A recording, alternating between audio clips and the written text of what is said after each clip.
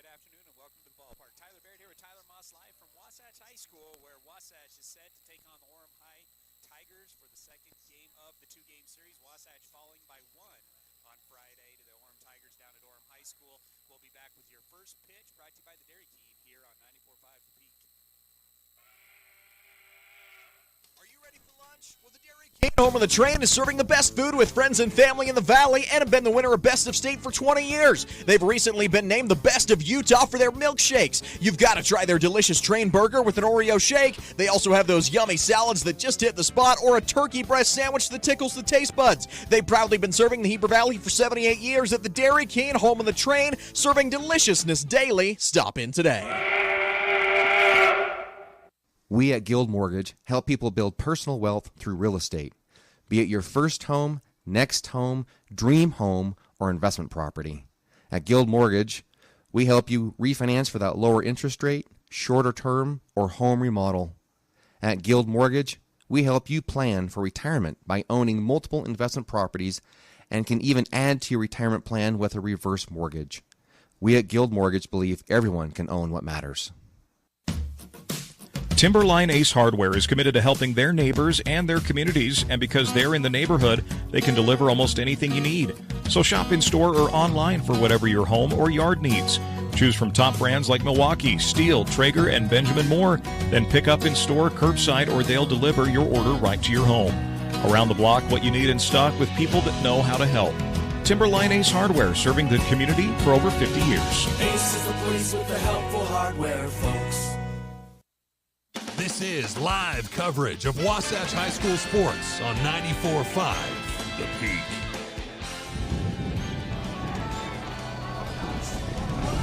Welcome back to Wasatch High School baseball, brought to you by the Dairy King. Throughout the years, the menu at the Dairy King has expanded beyond just the traditional burgers, fries, and shakes to include non-traditional seasonal items and the best gluten-free menu in the state, winners of Best in State for over 20 years.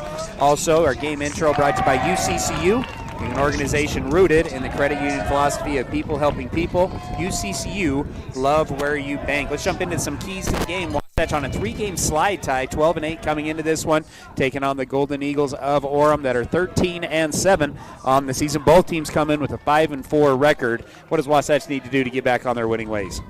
Well, Ty, they've played well over those 3 games. Maple Mountain, really competitive team there. Just went up against one of the better teams in the state. And then Orem, they certainly had their opportunities. They out-hit Orem down there. It just came to not getting the big hit in the moment where it was needed. Orem got a bases clearing double with the bases loaded, and that ended up being the difference in the game. So to me, you don't overreact too much, but you got to start coming through with the big hit when runners are in scoring position. To me, that's going to be the key to the game tonight. 13 left on base in that game. Those keys brought to you by Smiles by Design, brightening lives, instilling confidence, and inspiring wellness. Enjoy welcoming, personalized dental care that leaves a lasting impression at Smiles by Design. Let's go through the diamond for our defensive starters. Starting on the mound today will be Blake Sweat. Sweat comes in at 4.72 ERA, 2-3 on the season, 26 2/3 innings pitched, and has 30 strikeouts in those 26 2/3 innings pitched. Behind the dish will be Micah Dahl. First base, Grant Mahoney. Up the middle will be Jack Salmon and Braxton Fowler, the 2 sophomores. Starting at third base, Bridger Shaw. Your outfield today, starting in left field, will be Kyron Stocking, the freshman Austin Brown in center, and sophomore Eddie Bluth out in right field. Your defensive starters brought to you by Physical at the Pit Stop. When it comes to your health, you deserve quality and effective care at Physical Heber Valley. We work with you to understand your health and wellness goals and create a customized plan to get your desired outcome. Ty, you're pulling a Bob Costas. I don't know if you remember the Olympics. It's probably been 8 years ago where he got like pink eye or something. Sure. And he endured, and he went through it, ended up winning, I think, the Sports Emmy that year for his performance. And you don't have a voice today, but you're still here. We're gonna try to grind it out, so don't make fun of me or laugh at me too much while I try to talk over here, Ty. Woke up a little sick and don't have much of a voice, but don't want to miss this Wasatch team. They've been so much fun to watch this year that, yeah, we're going to give it a go. Opening pitch brought to you by Mountain Refined. Nestled in the heart of the Heber Valley, Mountain Refined has been a trusted community staple for over 30 years. Our passion lies in serving the community by providing top-notch furniture and flooring solutions. Starting off for the Tigers will be Merrick Bostock, followed by Zach Ingeman and Chase Ford. Bostock playing left field today for the Golden Eagles.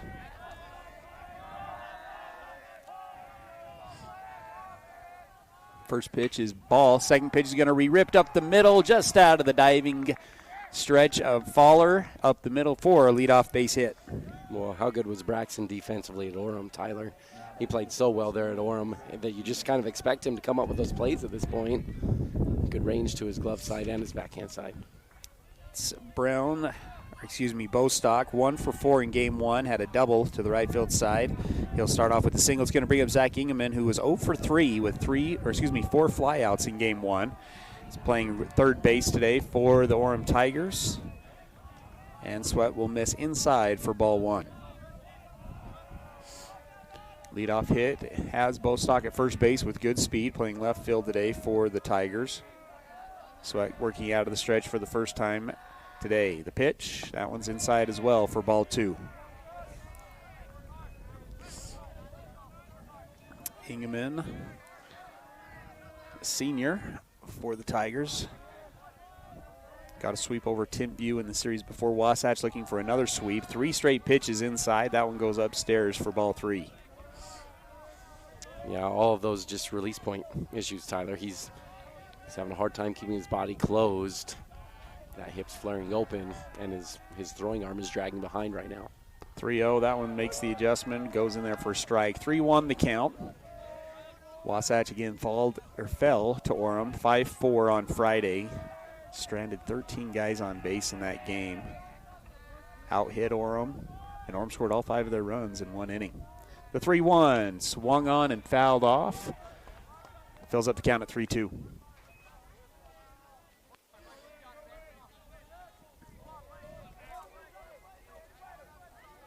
A lot of action down here. We have track who's traveled away. Softball is playing behind us as well. We'll have some lacrosse action tomorrow. Tie back home. Or no, sorry, they're still not home yet. They're down at Timpview. Another away game. Payoff pitch is going to be a ground ball to Salmon. Salmon fields it, flips it to Faller. Faller to first base. Not in time. No, he's safe, Ty. And that umpire might need some attending to as well, Tyler. He tried to get out of the way of that ball, and he went down and twisted up. No, so they're walking back. Runner safe at first base. Never really saw a sign because the umpire went down. Umpire went down. There we go. He just signaled safe. So gets the leadoff guy on the fielder's choice ground out. Great play from Salmon. Took him to his glove hand side, flicked it to second with the fast Bostock bearing down, and just not quite there at first base. 1 away, still a guy on first, and a gimpy umpire now. Yeah, pretty good crew today, Tyler, for this Wasatch Orem game. It's going to bring up Ford. He's DHing today for the right fielder. Ford had, 1 for 3, had a single and scored and struck out the other 2. This one's going to be a hot shot at Shaw. He's going to bobble it, throws it across the diamond in time at first base because of the bobble, not able to get the 5-4-3 double play, but stays with it and throws a dart over to first base to get the second out of the inning. Yeah, good job from Bridger there, Tyler. He could have panicked, tried to rush it, make a crazy throw to second base, but he didn't. Just took what he had in front of him, threw a dart over there, and now you got a chance to get out of the inning. It's going to bring up the pitcher, 1 for 3, Taden Kaawa. Singled in his first at bat, then struck out and lined out. He'll take ball 1. Yeah, Ty, he's got good pop. A pretty big swing, though. Blake's got to remember he's got a base open there. He doesn't have to give in, even though this is a hitter's count right now at 1-0. Go with your pitch. Long look, swing and a miss for strike 1. 1-1 the count to the junior. Yeah, it was a big on the swing. mound today. Kind of pulling the head off of that a little bit, Ty. Blake looked good with that fast side little two-seamer working in on the hands. The 1-1 goes back upstairs, misses, moves the count to 2 balls, 1 strike.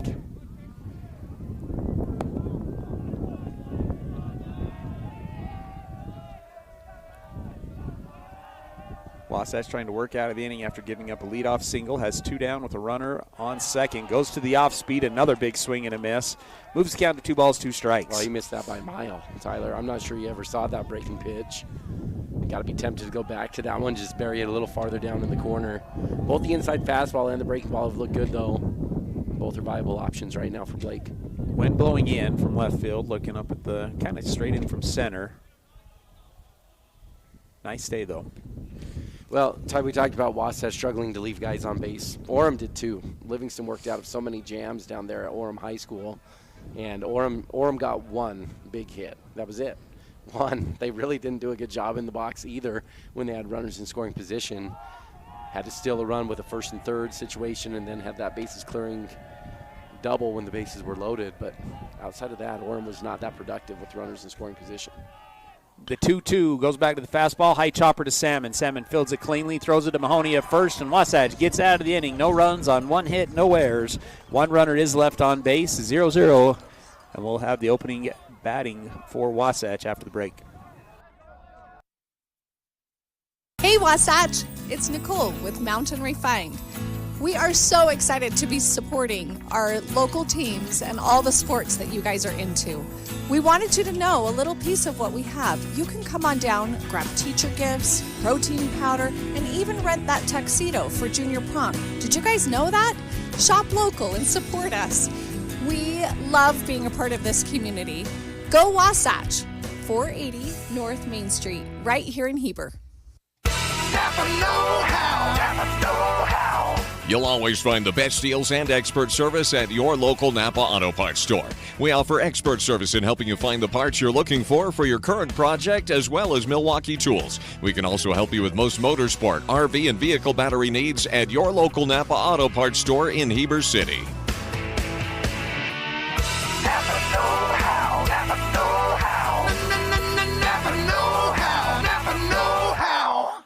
Here at Country Gardens and Nursery, we hope that you feel that you are home when you are away from home as you go around our perennial floor checking out the newest and latest for beauty for your garden, as you wander into our indoor plant shop, seeing the possibility of what could be yours. Stop by Country Gardens and Nursery, your home away from home.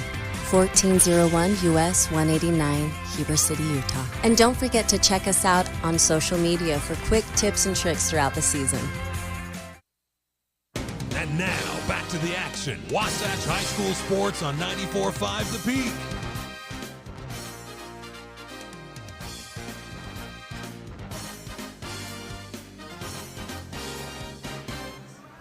Batting order brought to you by Mountain West Trailers. Batting leadoff, the freshman, Austin Brown. Batting second, sophomore, Braxton Fowler. Seniors, Grant Mahoney, Colton Hafen, and Bridger Shaw. Hitting in the 3, 4, 5 spots. Eddie Bluth moves up to the number 6 spot. Micah Dahl, the 7 spot. Blake Sweat and Kyron Stocking round out your starting lineup today for Wasatch. I like this move, moving Blake down a little bit, Tyler. He's been one of your better bats all year long, but he's slumping right now. And get him down there where Stocking's been really hot there at the 9 spot. See if Blake can get some pitches to hit in that 8 spot and get after the fastballs. He's been a little tentative when he takes swings, so I think it's a good spot for him. Batting lineup brought to you by, again, Mountain West Trailers. Know you value strength and reliability. Our utility trailers are built to last and closed cargo for your business. Dump trailers for tough jobs or open trailers for everything in between. Haul it all big or small because Mountain West Trailers stands tall. Visit them at mountainwesttrailer.com. Ty, I know you like to ask me often about rule changes. You mentioned also that I'm sick. You ready for my grumpy sick rule change? Yes. How about if you don't get on the field in a certain time between innings, you get an automatic runner. The last out goes to first base. Yeah, it's so ridiculous how long clock. some of these teams take to get out on the field nowadays in high school baseball. Brown's going to hit a pitching wedge. It's going to have some backspin. Third base is going to come over. What a play from third base, but he's going to throw it over the first baseman's head. We'll give that an error to the third baseman. I think he beat it out, Ty. Yeah, single? I do. Yeah, let's go single there. You got to reward a good 60-degree wedge. You called that pitching wedge. That's a 60-degree. That thing's coming back about 10 to 20 feet on the green. I think that's a 70-degree wedge is what that was. I've hit one of those before. You ever hit a 70-degree? No. They do exist. No. Goes about straight up. It's going to bring up Braxton Fowler, 370 on the season for the sophomore, 18 runs scored, 15 RBIs, 3 doubles on the year. He'll come up with Austin Brown at first base. Brown also singled to lead off game 1 of this series, then got caught stealing. First pitch is going to be in there at the belt for strike 1. Yeah, and I kind of hope Wasatch continues to be aggressive. Coach McCoy kind of backed off of stealing after that tie. And Orem, they can play behind the dish. They can throw guys out, but you want to keep the pressure on the other team, especially the pitcher early on in the game. Fowler 2 for 5, but did reach on an error as well in the game, so was able to reach base 3 times in the game. He'll take ball 1. 1-1 the count. And you're filling it out early here, Ty, but like that fastball missed by a lot. I mean, he's way off his mark there. And so you may have opportunities to run quite a bit if you choose your pitches correctly here. The 1-1. misses high for ball 2, 2-1. Now the count.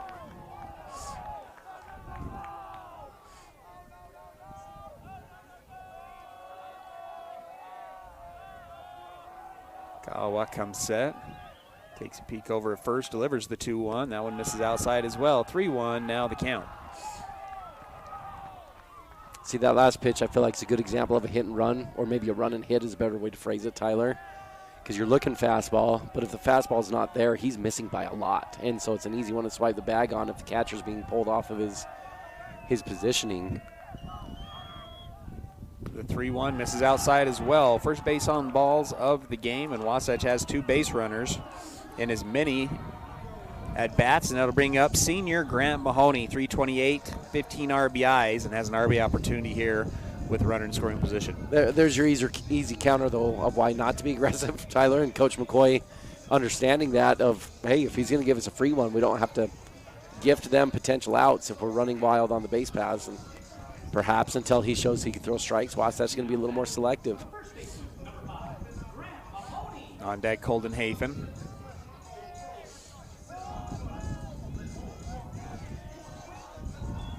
Mahoney steps into the box on the right-hand side. Kawa continuing to work out of the stretch with runners on first and second. A one-look delivery. Mahoney swings at the first pitch. It's going to be elevated to right field. Right fielder Padita comes over, dives in foul territory, not able to come up with the catch, and puts 1 strike on the board. Well, he didn't play right field last game, Tyler. And you need to get last game's right fielder out there. He was really good for Orem. Remember, he made a couple diving grabs that in retrospect saved them the game, right? If a couple of those balls get down for Wasatch that he made some nice plays on, Wasatch probably gets a couple more runs in that first inning in particular. And they walk away with the W down there at Orem. No balls, 1 strike. First baseman playing in front of the runner over at first. Double play depth up the middle. 0-1 inside for ball 1. By the way, how terrible did that have to feel to dive on that grass out there in right field? I mean, that's got to be hard as concrete. Still no water out here for the outfield, and just hard grass. A little home field advantage, right? Wasatch knows not to go after that. Another pitch inside, misses. 2-1 now the count.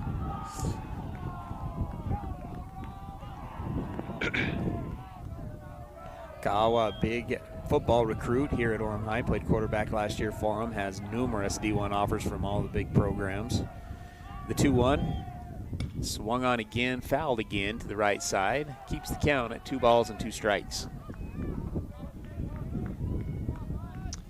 Yeah, locally, one of those offers here, BYU. Tyler, BYU hoping that they can keep the, can you say local kid, where he's moved to Orem now? Sure. Keep the local boy there in Utah County. 2 balls, 2 strikes. Nobody out here in the bottom of the first. Wasatch, Orem 0-0. And the 2-2. That one misses low and outside for ball 3. Fills up the count at 3-2. Yeah, catcher got just a tad too greedy trying to frame that one, Tyler. Pulled that one up probably 3 or 4 more inches than he should have. Looked pretty good, but when the catcher moves his glove that much, actually makes it look worse to the umpire. Brown a good lead at second base. The payoff. Swung on, elevated to shallow right center field. Right fielder will come. Oh, no, they collide in the outfield. Right fielder still makes the play out. Brown's going to try to tag from second and go to third. Center fielder is not happy. He's up and walking, trying to walk this one off without his glove or hat. Coach Carl Hermanson's going to come out and take a look. Big collision out in right center field. Little pop in the action brought to you by Mirror Lake Station. That's an interesting one, Ty, because we've talked about the priority order where the center fielder has priority over everyone, but that ball has to be caught by the right fielder. Tailing to the right fielder, you've got a lefty in center. Wasatch is tagging from second to third. That's a hard throw for a lefty going away from it. That center fielder's got to peel off on that play. And Brown probably is not advancing. Tyler, if the right fielder catches it, it's an easy throw for the right fielder to third base. So that's a gift from the Orem center fielder to go after that and have that miscommunication. Mentioned, Ty, that a new right fielder today, usually Johnson is out there, or was out there on Friday. He's playing second base today with Kawa on the mound. This is a little bit of an extended break. We'll go ahead and take it. Wasatch 0, Orem 0, but runners on first and third for Wasatch with one away here in the bottom of the first. Chad here from Mountain West Trailers. Celebrating 20 years in business, we know you value strength and reliability. Whether it's for work or play, our dump and equipment trailers are built to last. Enclosed cargo trailers for business and fun, or open utility trailers for everything in between. With expert sales, parts, and service, we've got you covered. Mountain West Trailers is always right behind you. Visit us at mountainwesttrailer.com or stop by at 1470 South Highway 40 here in Heber. And now, back to the action. Wasatch High School Sports on 94.5 The Peak.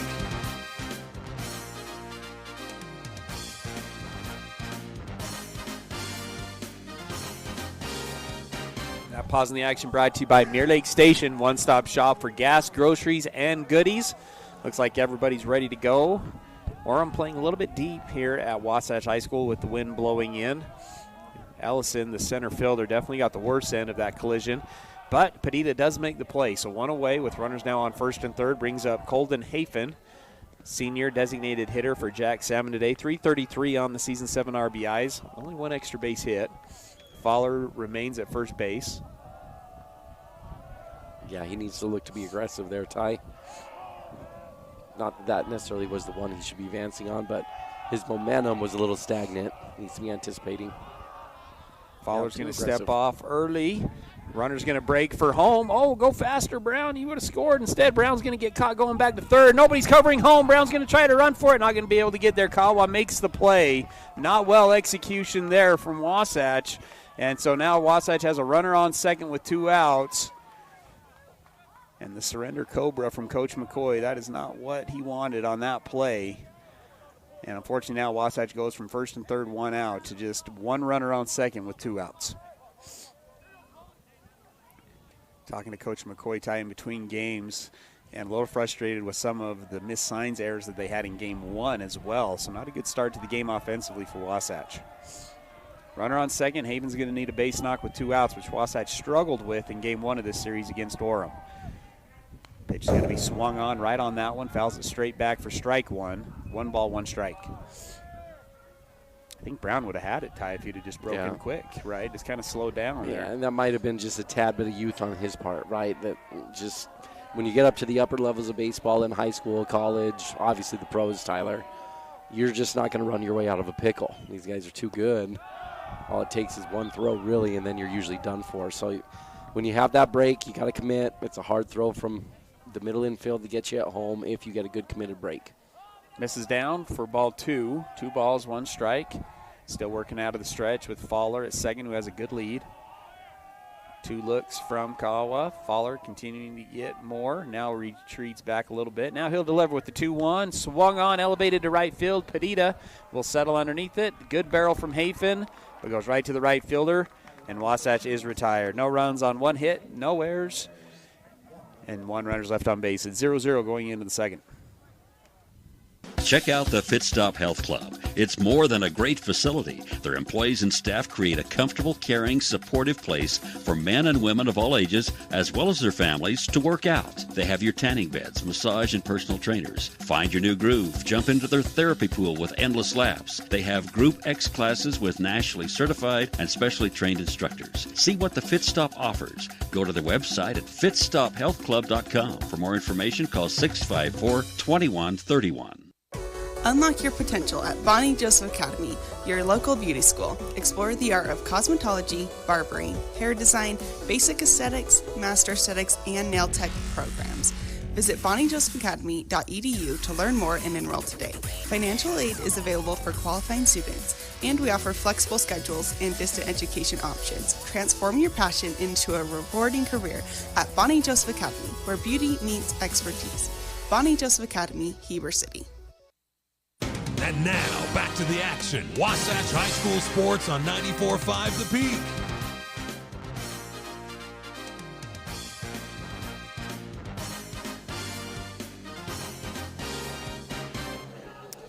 Top of the second, brought to you by Heber Valley Chamber. Exists to build and be a part of a community where residents, visitors, and businesses thrive. Our mission is to promote tourism, connect businesses, and unite our community. Hey, a couple celebrities in the crowd here, Tyler. You like to point this out a little bit. How about First pitch is going to be swung on. Might come back. Dahl settling underneath it. Oh, Makes the play. What a play from the catcher, Micah Dahl. That one was inches away from the backstop, and Wasatch has one away on the first pitch. Oh, that is a really, really hard play, Tyler. Right on the edge of the net that overhangs. And Micah did such a good job to get behind that and let that ball tail back into him. I think that might be one of the most difficult plays you could make on a baseball field right there. Tyler, catcher going up against the fence on a pop-up behind the dish. That was great. Ball one here to Parker Van Buren, the first baseman. Quick thought, Ty, starting second baseman, Wasatch baseball in, let's see, the years 2003, 2004. Yeah, 2003, 2004. Brandon Willett, and I'm sitting next to the starting shortstop during those years, so little middle infield over here between you and Brandon. Brandon was good, Ty, and a better leader than player, to be honest. I mean, he was an all-state baseball player as well, but he was on a team that had a lot of youngsters, and he was just so great at welcoming the younger guys. Really good one. 3-1 here to Van Buren, who had one single in game one of the series, playing first base for the Tigers. 3-1 misses, and that'll be the first walk of the game for Blake Sweat and the first base runner here in the second inning. Blake was able to get a couple ground balls in the first inning. See if he can get another one and get a double play out of this. We'll bring up the shortstop, Cy Burge. Comes up with a runner on first, takes a peek down at Carl Hermanson for some signs. Again, Carl, the head coach during Brandon's junior year. Yeah. Think he's changed the signs since then, Ty? He had a couple of different ones, and there was one game we played against Carl. I think he was at Orem, and may have been able to pick the signs a little bit as a coach in the dugout. Pitch is fouled off for strike one. You've seen a lot of coaches come through Wasatch, yourself included, right? You've got Carl, Mike Scholl, Lou Green, McKay Jacobson, yourself, Ty, now Bo. That one misses inside for ball one. Who's got the easiest and who's got the most complicated signs? So one of my favorites for Carl was claps, Ty. And so he'd give all the signs, and then it was just based on what the clap was. So one clap meant bunt, two claps meant something else, and those were easy. Those were my favorite signs when I was playing for Carl. I was actually a freshman and was speed up running. Remember Kurt McEwen, who played down at BYU, football player, quarterback, and I would speed up run for him. And my first game, I still don't know to this day, and this is why I like Carl because he didn't ream me if I missed the sign. But I still to this day don't know if he gave me a steal 3 times in a row or if I just missed a steal 2 times. But I decided to go on the third one, and luckily I was safe. When I got to second base, and the dugout was asking, "You just send him, a freshman, on a steal?" And Carl was kind of shrugged, and I don't know if that shrug meant no or if it was yes. So another ball 4, and Blake puts 2 guys on base, first and second, with still 1 out. Well, I would guess if it was 2 times before and he didn't start getting after you, it probably wasn't the steal sign there, I think Ty. I missed the sign. Down at Pineview High School at the time, on their old field that was faced the other way. Different direction, right? Well, so that's the easiest then, Carl and the claps? Coach Scholes were pretty easy. Coach Scholes had to be pretty easy. Coach Scholes were pretty easy. I used to say Brighton High School is how he would teach it, right? Yep. Bunt up top on the bill of your hat, hit and run on the belt, still with the leg. Yep. Is how he would do it. Very basic.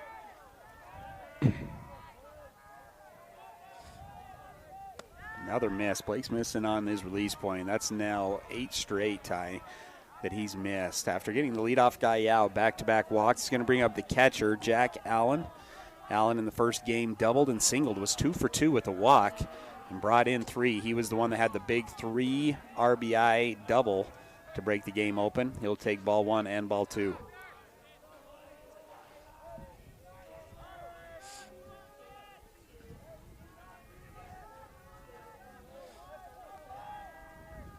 Most complicated? Coach Green had I still don't know a playbook on the wrist that he would do with these guys. Little pause in the action as Allen originally called time, and then Blake asked for another ball. 2-0 the count still with 1 away.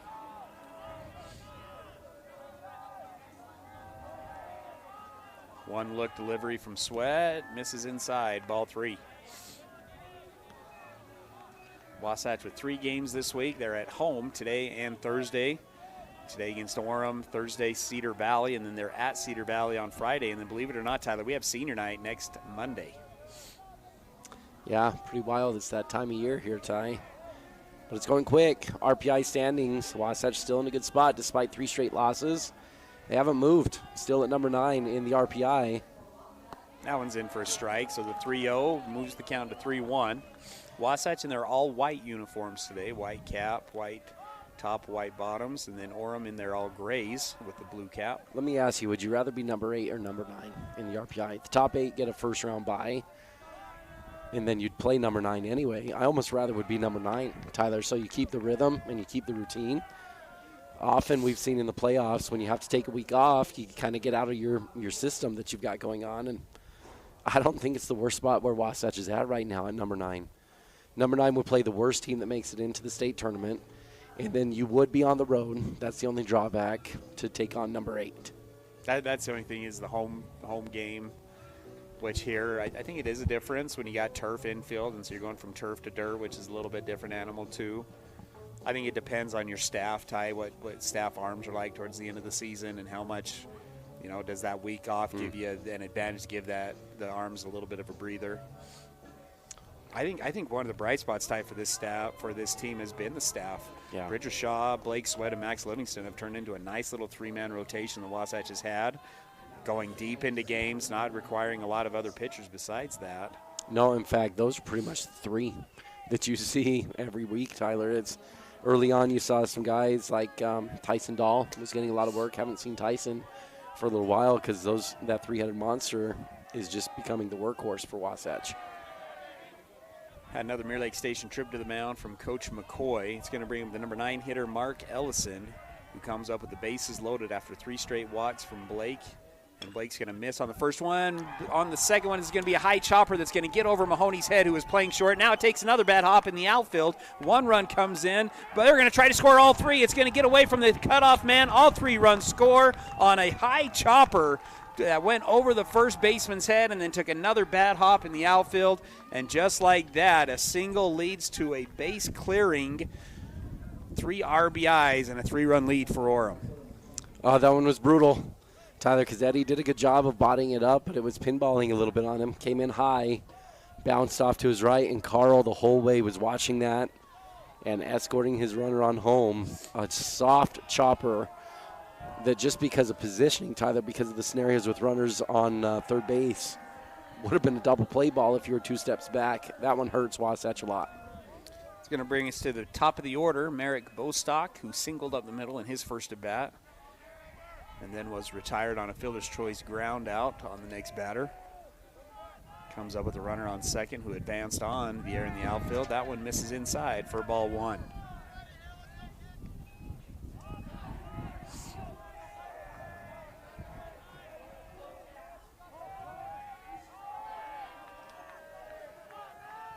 Big innings have been the story for Orem. 5-run inning in game 1. Swing and a miss, strike 1 here. And now a 3-run inning here in game 2. 1-1 the count. Blake comes back with the strike. Gets Merrick swinging.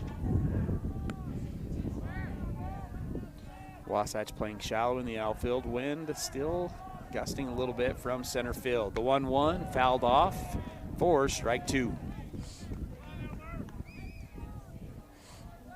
Looking at the region standings, Maple Mountain still undefeated at 9-0. Springville actually in at number 2 at 6-3. Wasatch and Wasatch and Orem both at 5-4. And then if you take a look at the bottom of the standings, say Spanish Fork 5-5, Cedar Valley 2-7, and Timpview still winless at 0-9. Misses low and outside for a 2-2 count.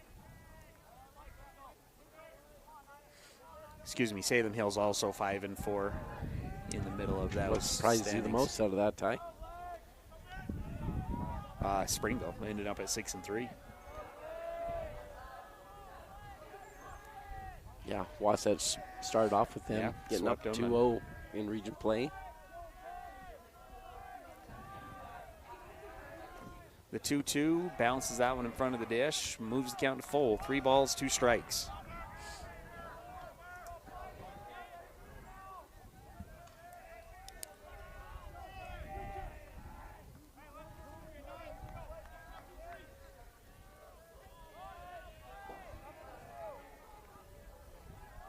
Sweat comes set, takes a peek at second. An okay lead from Ellison. The pitch swung on, and this one's elevated to deep right field. Going back. No one's going to get to that one. Pick him up, put him down. Extra bases as it goes off the warning track. Bostock rounding second. Ball still not in play. It's going to go to third, or going to get to the cutoff man. Cutoff man's going to relay it home. It's a triple for Bostock, which will bring in the 4th run of the inning.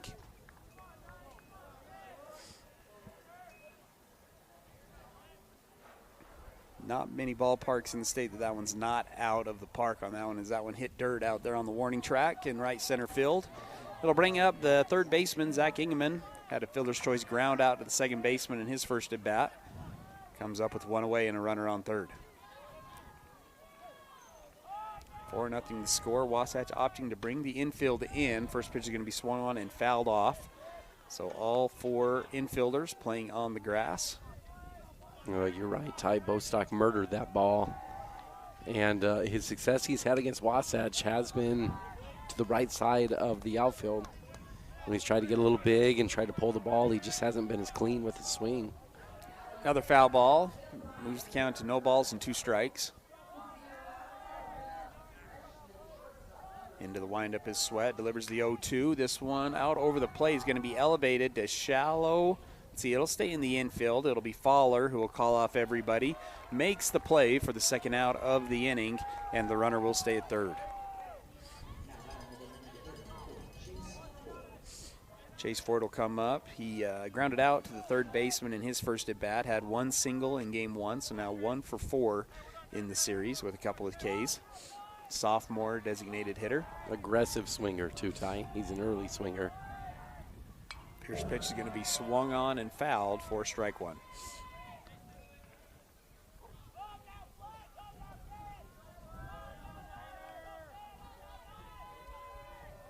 No balls, 1 strike. Sweat still working out of the windup with just a runner on third. That one misses above the belt for ball 1.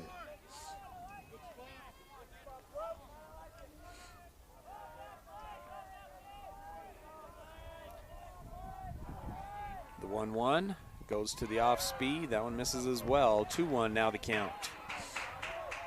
I think I'd go back to that again, Ty. That breaking ball was really good against Maple Mountain last week for Blake. Fastball instead. Still struggling with that release point. Ty, you notice his fastball is missing up and away. Or sorry, up and in, up and in, up and in. And that's just a mechanics issue. The 3-1's going to be swung on and elevated to right field in foul territory. Long run from Mahoney, but he'll make the play, and Wasatch finally gets out of the inning. 4 runs come in on 2 hits, 1 error, and 1 runner is left on base. It's 4-0 as we move into the bottom of the second. At Heber Park City Appliance, you're getting a dedicated team of professionals who go out of their way to keep your home running smoothly. And when we say team, we're talking about 40 years of winning service and reliability. We're here to boost your at-home satisfaction long after your purchase. So when it's 4th quarter and your fridge goes out, oh man, be confident knowing we're a team that will go the distance for you. Heber Park City Appliance in Heber City. Visit us online at HeberAppliance.com. Hey there, Heber City. Are you tired of dings, dents, and scrapes ruining the beauty of your beloved vehicle? Look no further than Robards Collision, the ultimate destination for all your auto body needs. At Robards Collision, they've been offering top-notch collision repairs and outstanding customer service. Their team of expert technicians is passionate about bringing your car back to its original glory, no matter the size of damage. Their state-of-the-art facility is equipped with cutting-edge technology, ensuring precise and accurate repairs. They handle it all with precision and care. Hungry for a mouth-watering, all-American comfort food? Look no further. Chubby's has just opened in Heber Valley, bringing you award-winning burgers and cheesesteaks made from 100% premium black Angus beef. With 9 Utah locations, our family-owned and operated restaurant knows how to satisfy your cravings. And don't forget to treat yourself to our delicious desserts. Come taste the difference today at Chubby's, located at 220 North Main Street. Chubby's Cafe, your neighborhood destination for the food you crave. Wasatch High School Sports is on the radio. Bottom of the second, brought to you by Gravity Coalition, offering the best in bikes, skis, snowboards, skateboards, and more in the Heber Valley. Stop on in for sales and services. Visit them at their store in Midway or visit them at gravitycoalition.com. This is a cool shop. Wasatch trails 4-0. It'll be 5-6-7 up for Wasatch. Bridger Shaw, Eddie Bluth, and Micah Dahl. Ka'awa will miss high for ball one. Working out of the windup. The 1-0 misses high and inside for ball two. 2-0 the count.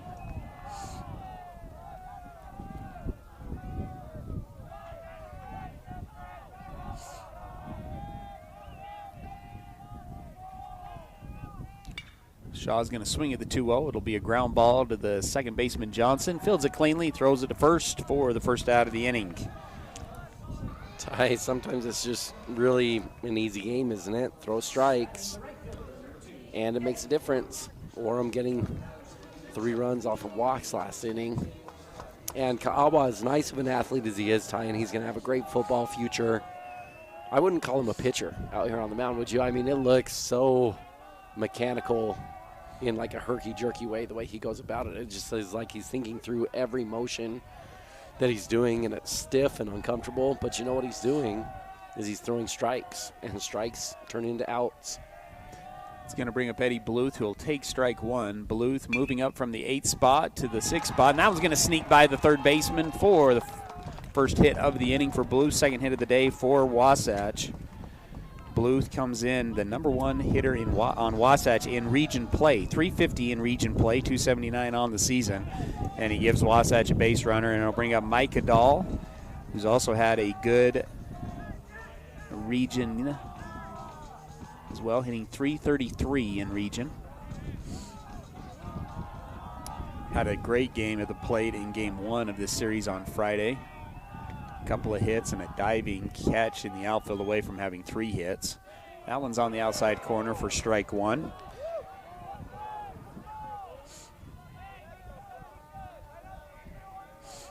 Ball 327 on the season, 14 RBIs, 2 doubles and a home run. He'll swing at that one out of the zone for strike two. Well, Ty, poor Engelman over at third base continues to have a rough series. He's had a rough series. I mean, Wasatch, in all reality, maybe should think a time or two about maybe bunting the ball down his way, because he just seems to be a little bit in his own head at this point. The 0-2, Dahl does get a piece of it.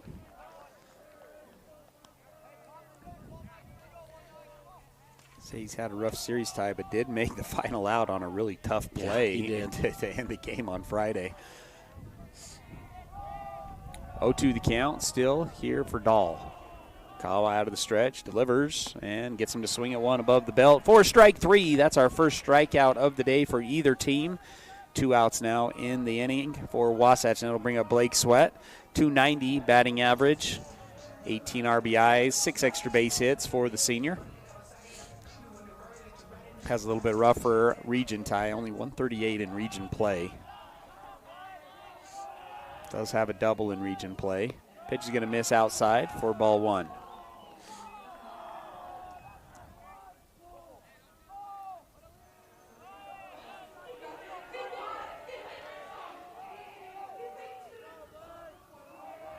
One ball, no strikes. Kawa sets, delivers. And that one gets the outside corner for strike one.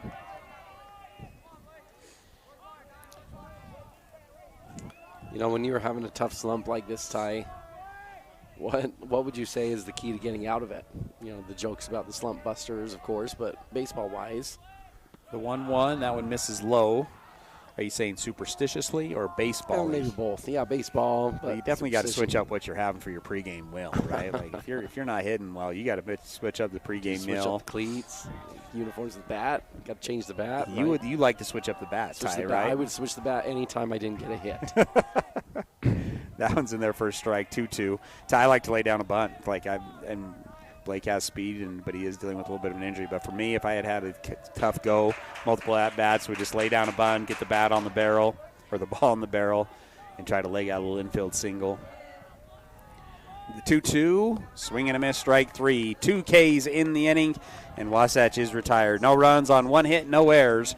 One runner's left on base. 4-0 going into the third. Hi, this is Corbin Gordon from Gordon Law Group. I commonly get approached by people with the same question. Hey, do you guys do a particular type of law? The answer is almost always, yeah, we do that. We are the Valley's only full-service law firm that has been in business for over 20 years. We have 5 experienced attorneys who do estate work, litigation, business formation, real estate, water law, divorce, criminal defense, and many others. Gordon Law Group, yeah, we do that.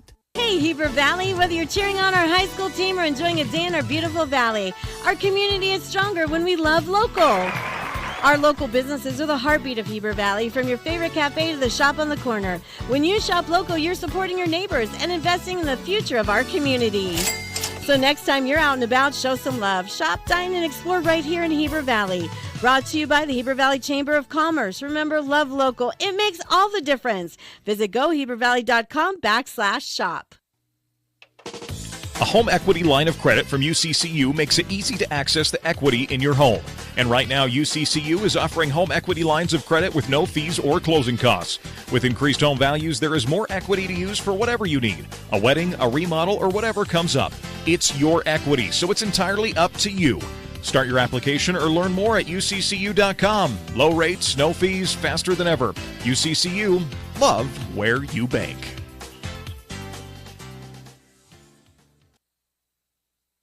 Wasatch High School Sports is on the radio.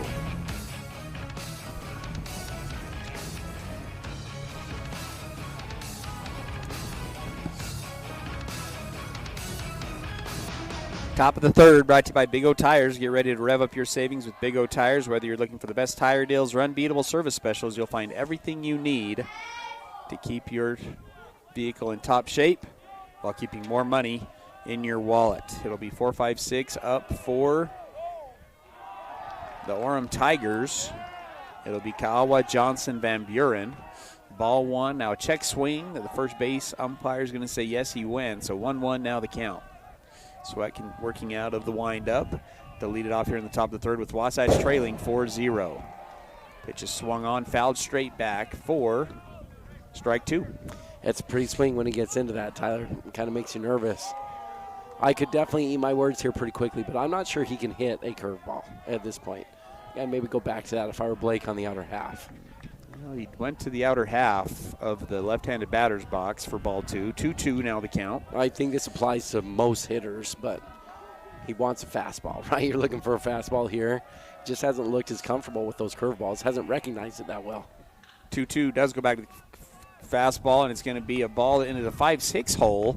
And that'll be a single for Kaawa. And they have the leadoff guy on. Third hit of the game. Scores 4 runs on last inning on just 2 hits. 3 walks in that last one. We'll bring up Jackson Johnson. Popped out to the catcher on our best play of the day so far in game 1. 1 for 3, singled through the 3-4 hole and ended up scoring. Playing second base today for the Tigers. Played right field on Friday.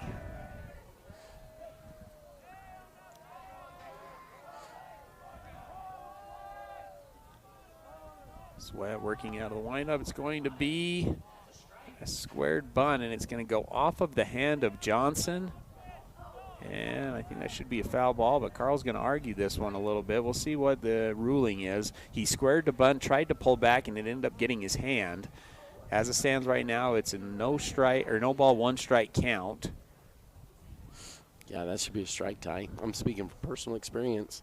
Broke my finger at one point on a play like that. It was a foul ball when it hits your hand on the bat. This might also be Carl just giving his hitter some time to shake off that ball coming off of his finger. Umpires are going to discuss it. I think Carl's argument is if he's pulled all the way back, it's no longer an attempt to make it contact. Yeah, I like the effort from Carl, but that's not the case, right? If you're standing in the box and you duck on a high fastball and it hits your bat, it's still a foul ball if you're not swinging. So the rules still apply here. A bunt that's even pulling back, if it hits you there with the hand on the bat, it should be a foul ball. Oh, they're going to say that they disagree with you, Tyler, and they're going to put him on base. And Coach McCoy now is going to come out, and he's going to make his argument. I'm going to wait to put this in the book until we can figure out what was great. Another good Wasatch baseball coach over the years, Tyler Brandon Wilson, when he was coaching, what was great was when plays like this would come up, he was an umpire and say, hey, Blue, get down here and tell us the rule. And he had that rule book totally memorized and would come explain it to you. And nice to have a guy on the staff that's like that. Coach McCoy not happy with the explanation. Yeah, he's ready to chuck his pen, and he's barking out some things here. And it's going to put runners on first and second with nobody out.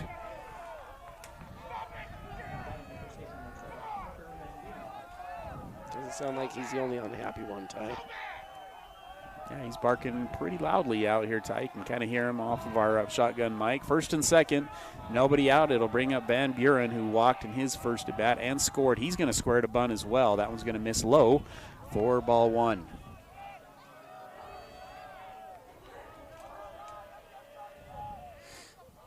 One ball, no strikes.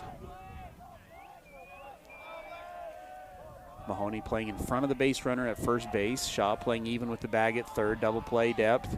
Wasatch playing, though, with the right side shifted over. This one's going to be a square. It's going to go right back to the pitcher. Sweat's going to field it, throw it to first base. Salmon covering at first, and Wasatch will get their first out of the inning, but both runners will advance to second and third. And sometimes it's an easy game. Not a good punt, but got it down. And a slow roller moves the runners over. It's effective. Sometimes we make bunts look a lot harder than they need to be, Tyler, in high school baseball. And it can be pretty easy, as you just saw there. Going to bring up the shortstop, Cy Birch, who also walked and scored in his first at bat. Wasatch again playing in with runners on second and third. Swing and a miss, strike one. Carl doesn't bunt a whole lot, Ty. Went to the bunt twice in a row after the leadoff single. 0-1 the count here to Burge. Wasatch already trailing 4-0 and have runners on second and third. Does Orem. That's in there for strike two. 0-2 now the count. Doing a little digging here, Tyler. Here's what I'm finding. If the batter is judged to have offered at the pitch, which he did, right? Even if they pull the bat back, it's a strike if it hits them in the hand. That's what I'm reading here. So big-time strikeout there from Blake Sweat, brought to you by Gravity Coalition, offering the best in bikes, skis, snowboards, skateboards, and more in the Valley. It's going to put 2 outs on the board and bring up the catcher, Jack Allen, who had the big 3 RBI double in Game 1. That rule book does continue, though, Tyler, that says if the batter is judged to not have offered to the pitch and then pulls back, it would be a hit by pitch. So it doesn't really get really confusing, but that's got to be what they went with, the judgment call. Right. And, yeah, that he was pulling back there. Is he squared but was pulling back the whole way? Or just totally defensive. Like, that one looked defensive, right? Getting out of the way to me. Ball one, strike one here to Allen, who's catching today for the Tigers. And here's your homer statement of it, right, is if you're defensively pulling back, that's not the same as just pulling back because you don't think it's a strike, right? And that's the difference there, I think, in this situation. Misses again, so 2-1 now the count.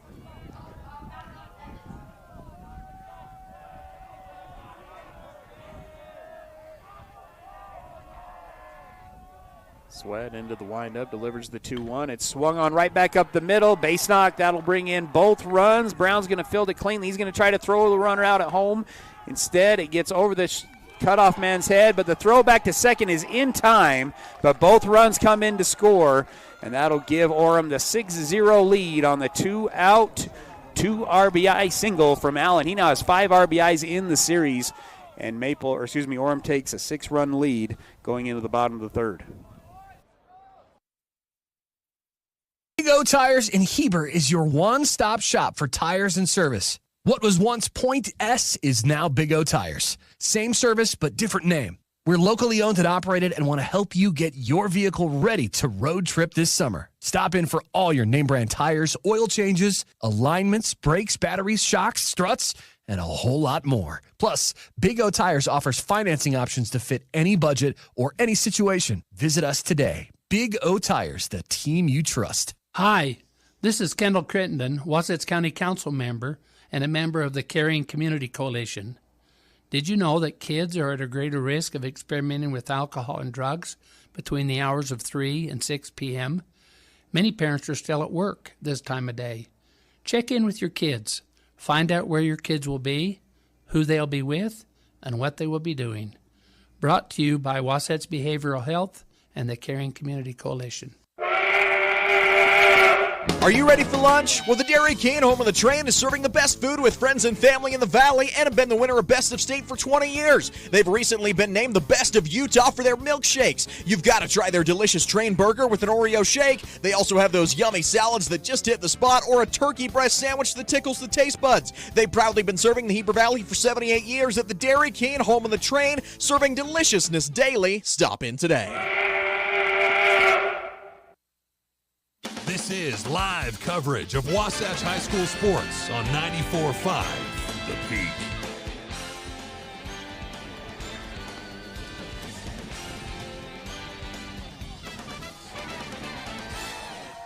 Bottom of the third, brought to you by Mirror Lake Station, your one-stop shop for gas, groceries, and goodies, located at 2nd North Main in Camas on your way to Mirror Lake Station Highway, winners of Best In-State Donuts.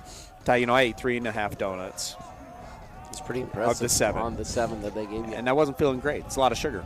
But Well, I tell you what, they're Mirror Lake since then, Station, right? and I woke up in the morning and I still had a Mirror Lake Station donut, and by golly, I went ahead and ate it. Like, they're just that good, you know? I could go for another one right now.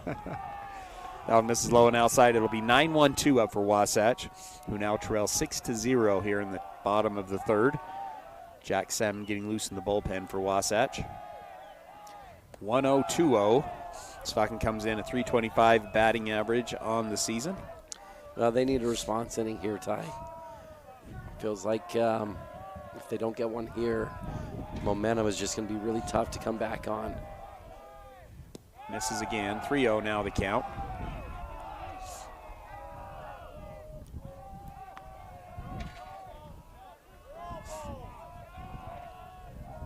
Working out of the windup is Kawa. Has one walk in the game today. Came in the first inning. Wasatch actually put runners on first and second. Nobody out and was not able to produce. That one's in for a strike. 3-1 now the count. Wasatch also has a single in both of the innings. Brown singled in the first and Bluth singled in the second. The 3-1 misses high for ball 4.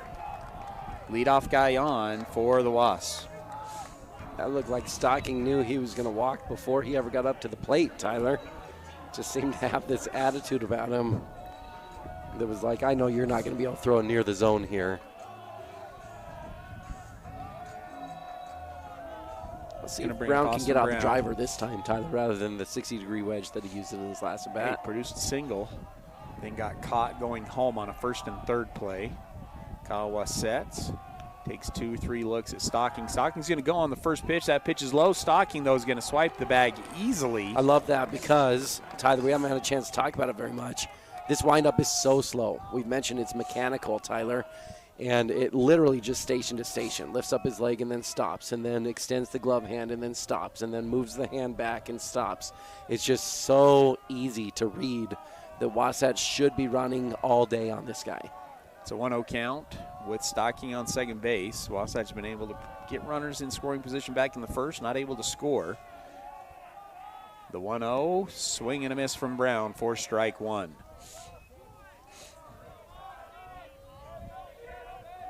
One ball, one strike. Fowler on deck. 9-1-2 up for Wasatch here in the bottom of the third. Trying to get back into this one, trailing 6-0. Kawa taking his time. Now finally gets the pitch. Brown's going to stay in the box. Up on the line. Stocking takes his lead at second. Swung on.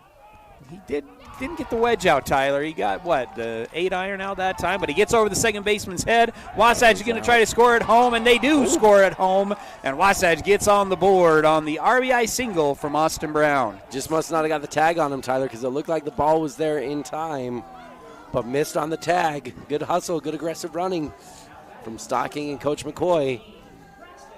And Ty, I love it. Nobody hits the ball harder on the team than Austin. But those ones, both hits today, not hit hard at all, but they're finding grass out there. 2 for 2 on singles. Also brings in his 19th run of the season, leads the team in that category now with Bridger Shaw, who both have 19. Shaw, a good lead over at first base. Kawa takes a look. Now a pickoff move. Brown was leaning. He doesn't dive back. He scampers back on the feet. Yeah, just got to make that first move, that left foot. As soon as that moves, you can go. It's a slow motion home. It's an easy read. Left foot versus right foot. Brown, a good runner.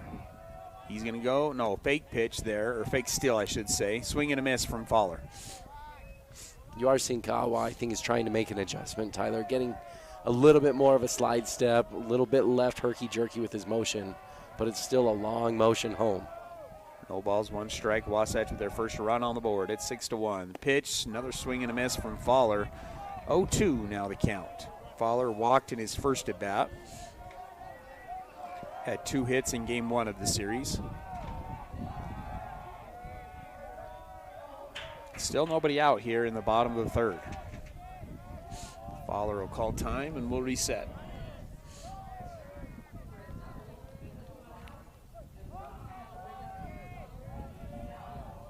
No balls, 2 strikes. Pitch, swung on, fouled off. Keep the count at 0-2.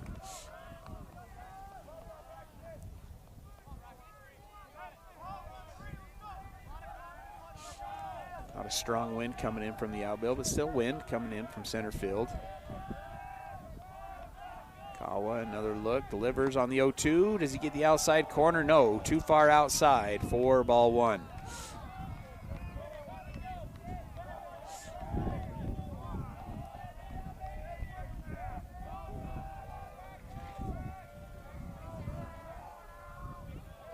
Kawa comes set, takes a peek over at Brown. He's got a good lead over at first base. The 1-2, misses high and inside. 4-2, 2 balls, 2 strikes. Still nobody out. Back-to-back times trying to go to the off-speed pitch. Braxton's worked his way back into the count. Probably look fastball here. Not comfortable with that breaking pitch, not throwing it too effectively for strikes. So going to it 3 times in a row would be unlikely. Trying to hit the outer half of the plate too. See what approach they take here. Another pickoff move. Brown able to get back cleanly. Now comes with the 2-2. Hit him. Got him on the hand, on the wrist. Instead, they're going to call time, and I think another conversation here, Ty. See this is interesting. What way it's going to go. If you got the hit by pitch in the last inning, I would suppose this one should be a hit by pitch in this inning as well. Coach McCoy will not be happy if this gets reversed. He might get tossed out of the game if this one gets reversed. It's a little ironic, isn't it, Ty, that bottom half of the inning you get the same thing going for the other team. No, they're going to call a foul ball. They are going to call a foul ball, and I think the umpire out in the field is arguing that it hit the bottom of the bat and not the wrist or the hand. So as it stands, it's going to be 2-2. And Wasatch, once again, doesn't get a call to go their way. Go show him the mark, Braxton. I mean, that one definitely went right off his hand, Ty. He's still kind of shaking it off. We're going to come back, 2-2, nobody out.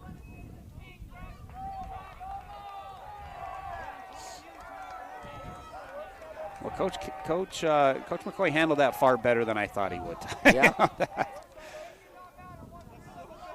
This would have been, for me, you've lost 3 games in a row. Things aren't going your way. A little Normandale shooter situation of, hey, will you throw me out of the game? It's time for my assistant to go.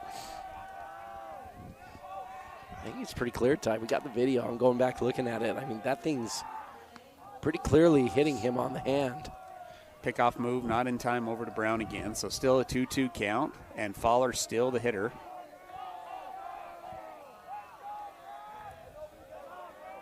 Kawa comes set and delivers the 2-2, goes back to the off speed. Fowler barrels it, but a foul down the left field side. So you want instant replay here, college baseball? Yeah, I'd be just happy come to up to the booth, got a little, you know. I could help these umpires out a little bit, Ty. You know, I've always told them when we were coaching that I could do a better job than they are, right? That's 2-2, and they get him on a pitch a little below the knees and outside. Tough strikeout there, and a big one for the Tigers. Wasatch already with a run scored in the inning, nobody out, but a strikeout there. Wasatch still with a runner on first with one way, and it'll bring up Graham Mahoney, who had a good barrel to the right center field side, but flew out in his first at bat.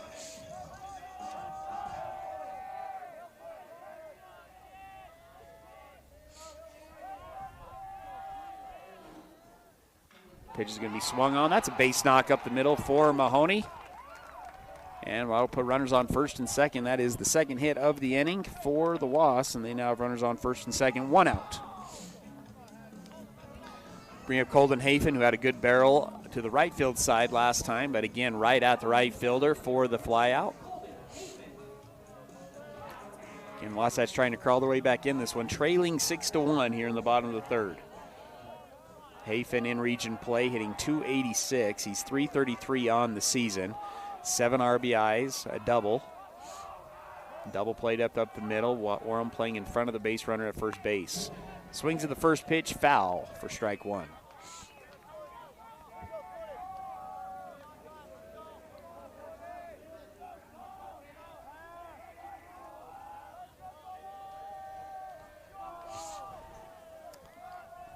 pretty decent velocity from Ka'awa, Tyler.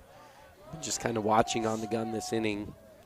And that fastball is going to sit 84 to 86, it looks like. No balls, one strike. Misses high for ball one. 1-1 the count. And that breaking pitch changes speed just enough, Ty. It's not that sharp of a breaking pitch. But that's going to come in 75 to 78, somewhere in that range with that off-speed pitch. It's a nice little change of pace that he's got. 1 ball, 1 strike. Ka'awa comes set, takes a look at first, or excuse me, a second. Now takes a second, longer look. Now makes it a third look and delivers. Another off speed that is fouled back for now a 1-2 count.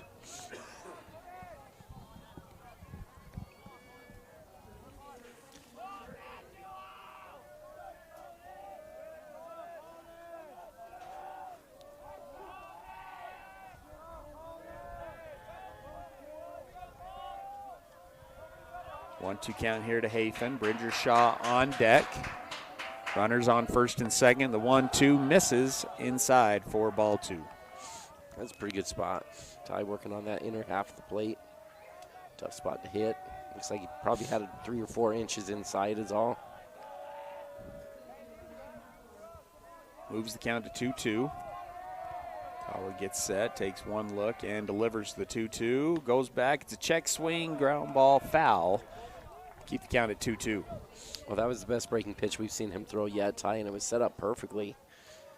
Inside fastball, about 85 miles an hour. A couple inches off the plate. Tried to get the hitter leaning off of it. And he probably recognizes Hafen's got an inside-out swing. So then trying to come back to the outer half, changing speeds, having the ball break off of the plate, not be a strike. That was really good execution. But a better job from Colden to spoil a good pitch. Ka'awa gets the signal. It's a 2-2 count. It's a one-look delivery again from Ka'awa. Goes back inside the ground ball to the 3-4 hole. Diving stop from Johnson. Picks it up, throws it to first for the second out of the inning. Johnson continuing to make plays on the dive, this time at second base. And there's now 2 away. Yeah, Ty, that's a good play. Could be a big difference maker in this one, Ty. Wasatch with a chance to load up the bases with one of their better RBIs coming up. Still have a good opportunity here. 2 runners in scoring position. And we talked about this as the key, Ty, getting hits with runners in scoring position. Shaw's been good with 2 outs this season. 17 of his 19 RBIs coming with 2 outs. He'll take ball 1 on a pitch out of the zone to the outside.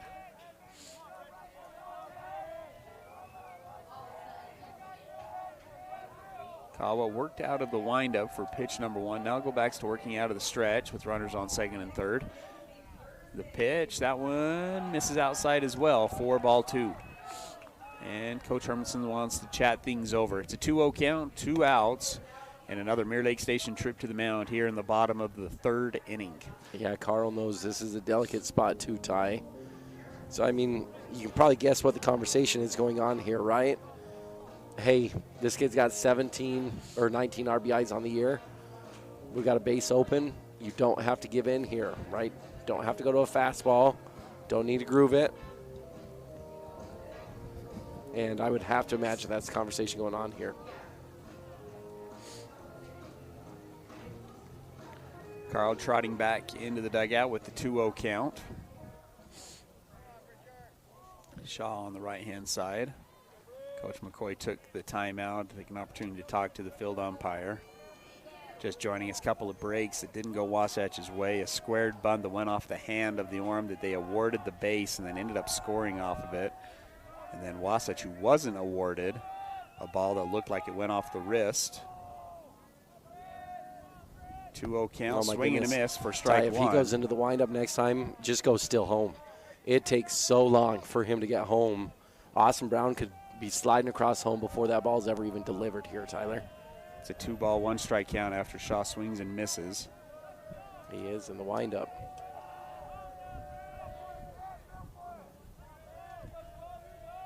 Oh, my gosh, Tyler. I mean, he is gifting a run to Wasatch. Misses outside. 2-2 now the count. You got a strike to work with. I know it's very bold, Tyler. But sorry, 3-1 the count. You put a stopwatch on this guy, and that just takes an eternity for him to get home. It's tough because it's a right-handed batter, so he could see him, or sorry, right-handed pitcher, so could see it and speed up the motion if he wanted to. It's a 3-1 count. A little pause and delivers, goes back up the count at 3-2. It takes 5.5 seconds for that ball to get home from the time he starts his windup. I mean, that's an easy still. Easy still. Can't do it now with 2 strikes. Because that's how you get someone killed. 3 balls, 2 strikes, runners on second and third. Good leads from both Grant and Austin with the pitcher in the windup. The payoff pitch misses up high for ball 4, and that'll load the bases and bring up Eddie Bluth, who singled to left field in his last at bat. Second walk of the inning for Ka'awa. First was Kyron Stocking, who scored after a walk, stolen base, a single from Brown that's brought in a run. Wasatch was able to get another single from Mahoney, and now a walk to Shaw, and the bases are juiced. Bluth getting slid up from the 8th spot into the 6th spot, has an RBI opportunity that misses high for ball 1.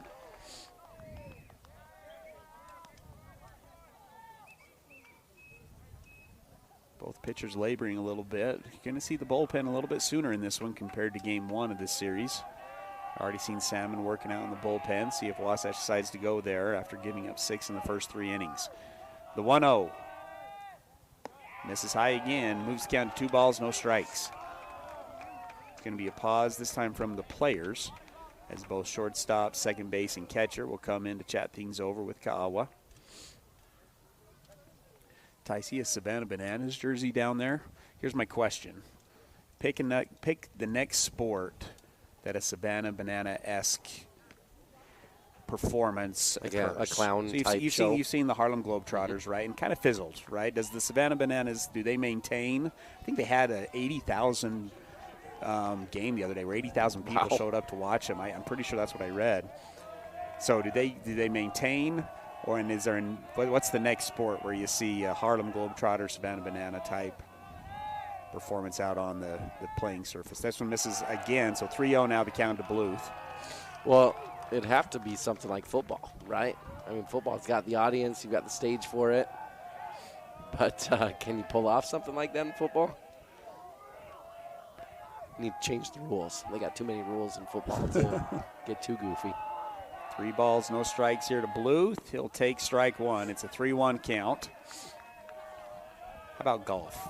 Can you do something with the golf side of things? Happy Gilmore type thing? Yeah. Singing NHL type, but no one's going to be able to skate properly, right, to do that kind of stuff there. You already got that with the Mighty Ducks, right? Like you got figure skaters out there.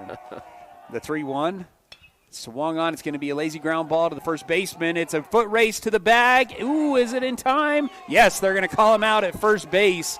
And Wasatch is retired. 1 run comes in on 2 hits, no errors, and 3 are left on base. It's 6-1 going into the 4th. We at Guild Mortgage help people build personal wealth through real estate, be it your first home, next home, dream home, or investment property. At Guild Mortgage, we help you refinance for that lower interest rate, shorter term, or home remodel. At Guild Mortgage, we help you plan for retirement by owning multiple investment properties and can even add to your retirement plan with a reverse mortgage. We at Guild Mortgage believe everyone can own what matters.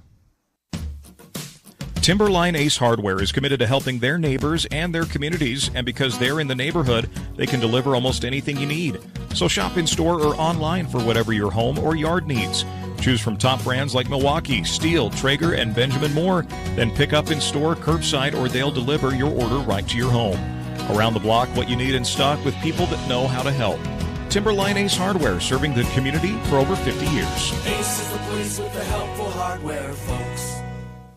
Hey Wasatch, it's Nicole with Mountain Refined. We are so excited to be supporting our local teams and all the sports that you guys are into. We wanted you to know a little piece of what we have. You can come on down, grab teacher gifts, protein powder, and even rent that tuxedo for junior prom. Did you guys know that? Shop local and support us. We love being a part of this community. Go Wasatch, 480 North Main Street, right here in Heber. And now, back to the action. Wasatch High School Sports on 94.5 The Peak.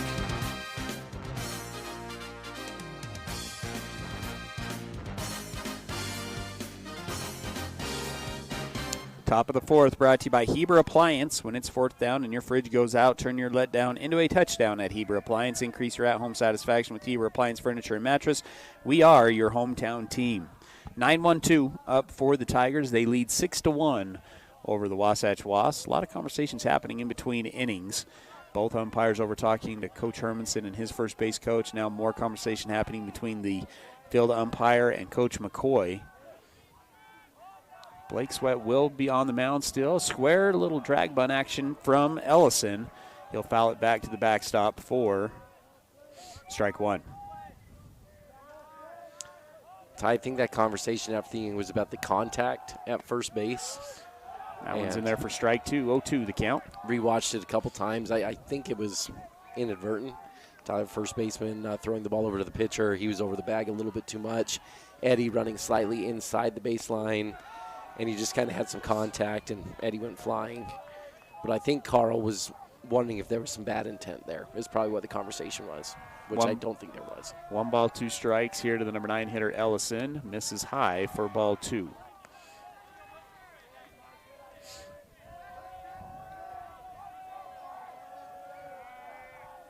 To the count. Sweat goes back to working out of the windup, delivers and gets it. Foul ball into the catcher's glove. Strikeout number 2 on the day for Blake Sweat, brought to you by Gravity Coalition. 1 away here in the top of the fourth. Brings us back up to the top of the order where Merrick Bostock's 2 for 2. Singled up the middle and then tripled to the warning track out in right center field. Pretty good barrel on that second at bat from Bostock. That one misses low for ball 1. Brought in a run on that. Yeah. Putting it lightly there, right? Pretty good barrel. He hit it into the wind, right to the base of the fence, the opposite way. And I thought you called it perfectly when you said there's not a lot of parts where that wouldn't be a home run. This just happens to be one of them. 2-0 now the count. Wasatch fans wanted that one. Looked like he was going to turn and call it a strike. Changed his mind. It's a 2-0, goes back to the fastball. This one jams him. It's going to be a ground ball to the second baseman. Fields it cleanly, does Salmon, and throws it to Mahoney for the second out of the inning. Jack Salmon has such a good feel out there with his footwork, Tyler. That was a bit of an awkward ball. It didn't come as hot as a lot of the other ones that have been coming his way. Took a good first step, broke it down, and it took just a little extra chopping, Tyler. But what he does well is he just keeps himself into a nice, smooth rhythm. Some players get over, and then they kind of get concrete feet, and they stop and just wait for it. That can turn into problems. Not Jack. He just kind of kept this slow, fluid motion, heading to the ball, and made it look pretty easy. 1-1 the count here to the number 2 hitter, Zach Ingeman. Fielder's choice ground out and a pop out. He's 0 for 2 today. 1-1 count. Out of the windup, delivers Sweat, who goes back inside for ball 2. Ingeman still looking for his first hit of the series, 0 for 6. Flew out 4 times in game 1. The 2-1 goes with the off speed just off the end of the bat for strike 2. That was a good pitch. Fooled him badly on that one. 2 balls, 2 strikes. Sweat back end to the windup.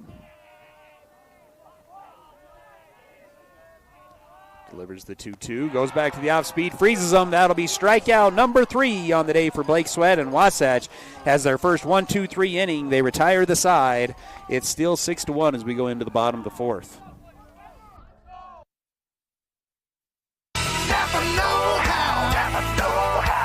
You'll always find the best deals and expert service at your local Napa Auto Parts store. We offer expert service in helping you find the parts you're looking for your current project, as well as Milwaukee tools. We can also help you with most motorsport, RV, and vehicle battery needs at your local Napa Auto Parts store in Heber City.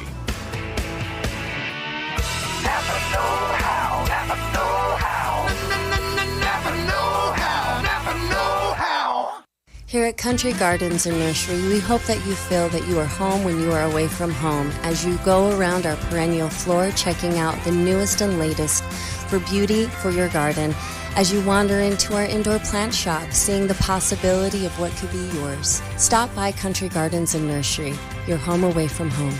1401 US 189, Heber City, Utah. And don't forget to check us out on social media for quick tips and tricks throughout the season.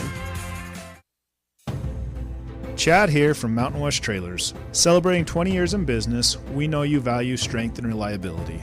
Whether it's for work or play, our dump and equipment trailers are built to last. Enclosed cargo trailers for business and fun, or open utility trailers for everything in between. With expert sales, parts, and service, we've got you covered. Mountain West Trailers is always right behind you. Visit us at mountainwesttrailer.com or stop by at 1470 South Highway 40 here in Heber.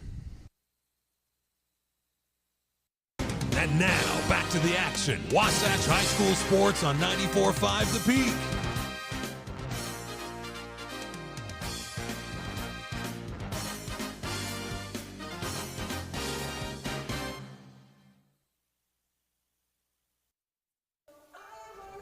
Bottom of the 4th, brought to you by Bonnie Joseph Academy, dedicated to providing the highest quality education to students, making sure they are fully prepared for a successful career in the beauty industry. Leading it off for Wasatch will be 7-8-9, Micah Dahl, followed by Blake Sweat and Kyron Stocking. Wasatch able to get a run back in the bottom of the 3rd, but gave up 4 in the 2nd and 2 in the 3rd, and they trail 6-1. They've lost 3 straight, including a 1-run loss on Friday down at Orem High School. Well, Ty, Ka'awa on the mound pitching. Had some NIL deals as a high school player, right? In Utah's NIL deals, you can do that. You just can't use your team's uniform when you're promoting it over here. So what kind of NIL deal would you give to this guy? He's kind of got a slow pace out here. I'm thinking like one of those all-inclusive resorts where you're just hanging out doing nothing over there for a little while. I mean, you got a good slow-pace NIL deal you can get with this guy? I don't know, but the pace of this game has been really tough, and we just had 1 pitch. And we have to go talk to him, after 1 pitch. Yeah, it's measurable, Ty. We run our commercials between the innings, and usually we only get 2. 4 or 5 is what we get every time Orem goes out there. And he's legitimately added about 10 to 15 minutes to this game just because he moves at a snail's pace. How about that? Like an Escargot NIL deal there for this snail man out here on the mound. There's no way you've tried Escargot. Oh, no, and I never will. It's a 1-1 count to Dahl, who swings and misses, fouls this one off, make it 1-2. He's been effective, though, Ty. And he's got a really nice combo. Fastball that sits in the mid-80s, breaking pitch that will go mid to high 70s. It's just enough to keep your hitters off balance. 1-2, misses low and outside. 2-2 now the count. I do think he's gettable, though, Ty. I think Wasatch can find a way to get a few more runs here this inning. And if you can make it 6-3, 6-4 heading into the 5th, 6th, and 7th, I mean, you're in a good spot if you're Wasatch. Orem does have some guys getting loose over down the left field line. 2 balls, 2 strikes, the pitch. That one misses as well. Full count. How about your Disney guy, like Cars? Ramon's low and slow, like car, just dragging Main Street over here. That's something. There's an idea. We'll get some car details. The payoff pitch on the 3-2. Swung on, fouled. See if this one comes back. Not going to come back. That'll be foul ball and keep the count at 3-2.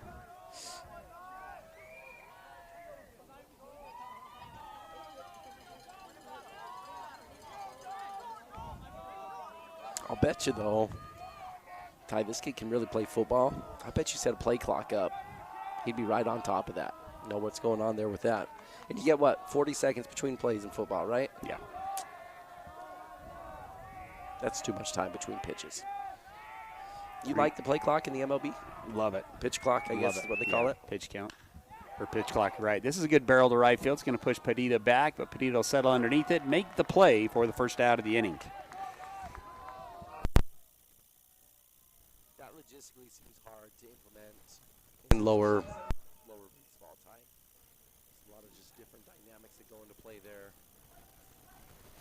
Well, can we take credit for the shot clock in basketball for as much as we talked about that? Should we start talking pitch clock?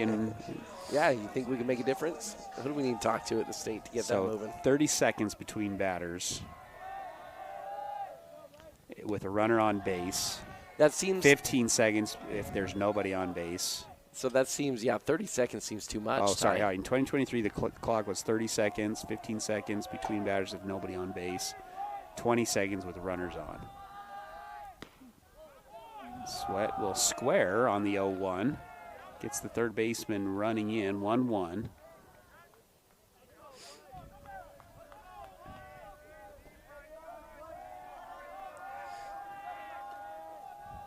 One ball, one strike.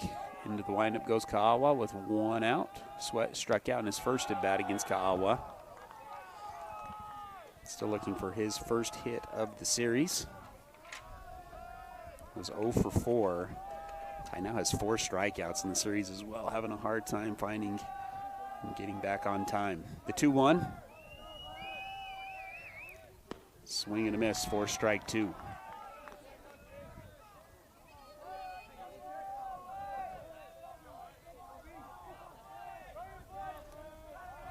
Kyron Stocking on deck, the lone Wasp to score in the game today. The 2-2. This one swung on, elevated to shallow left field. It's drifting into foul territory, but Bostock will come over and make the play in foul territory for out number 2. Brings up Kyron Stocking, who scored his 25th run of the season. He walked in his first at bat. Comes in 325 on the season.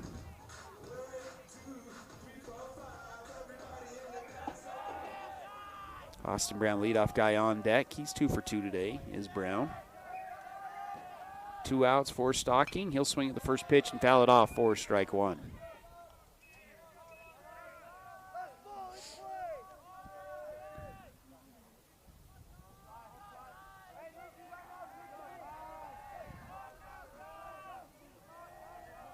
No balls, 1 strike count. Kawa into the windup. Pauses and delivers. That one goes behind Stocking for ball 1.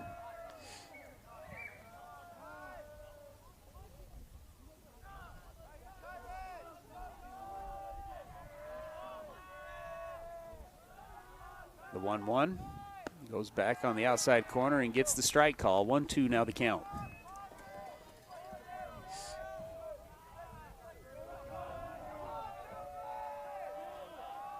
Bottom of the 4th action, Wasatch trailing 6-1, 2 outs here in the bottom of the 4th. Kawa into the windup, the 1-2.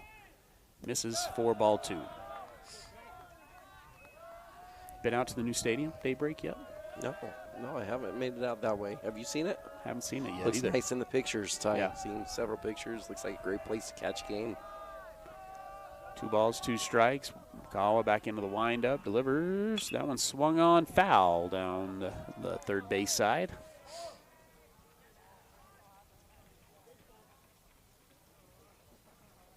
There's been a lot in the news, Ty, about the NFL draft. Shedeur Sanders dropping in the draft. And, the jokes started coming in about It's going to be awkward when he has to go back to Colorado, but he can't wear his old number because it's been retired.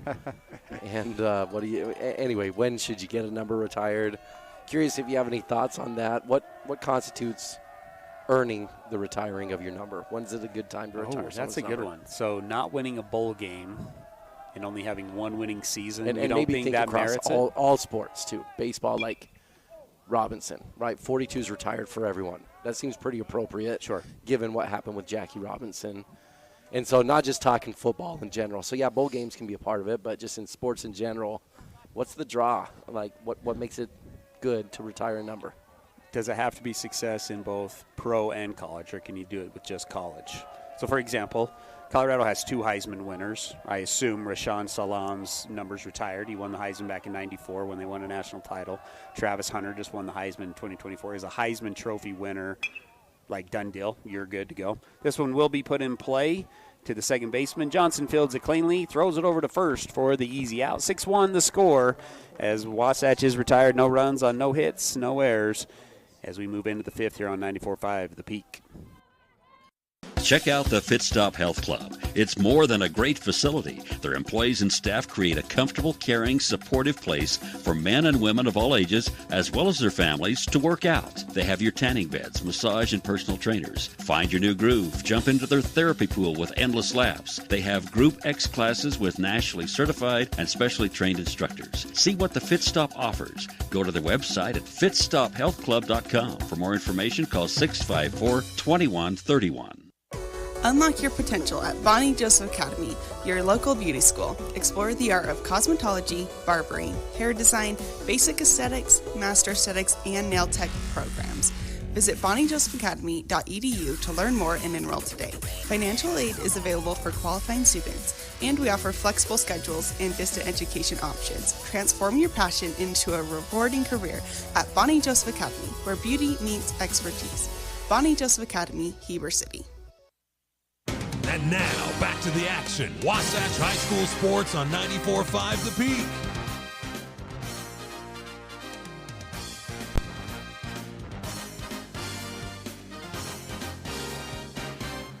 Top of the 5th, brought to you by Guild Mortgage. Your Guild Mortgage loan officer, Tom Stone, is committed to helping his clients understand their options for real estate financing and assisting them to make solid home loan decisions that meet their needs at Guild Mortgage. So, Ty, Heisman Trophy winner, done deal. You get your jersey retired? I think that's a good starting point because only one person gets the Heisman every year, Ty, and normally it's not from the same team, and so that seems like a pretty good one. Being a Heisman Trophy finalist qualify you to become an automatic, get your jersey retired? No, I don't think so.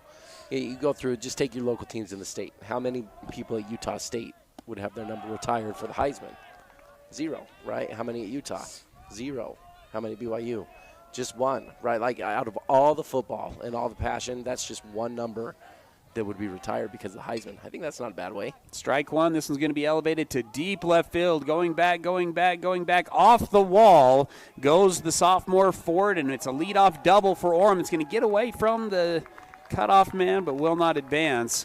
But a great barrel there from the sophomore. It's 3-4-5 up for the Tigers, and they get things going early here in the top of the 5th. That ball was struck very, very well, Tyler. Wind has died down just a little bit, still blowing in a tad.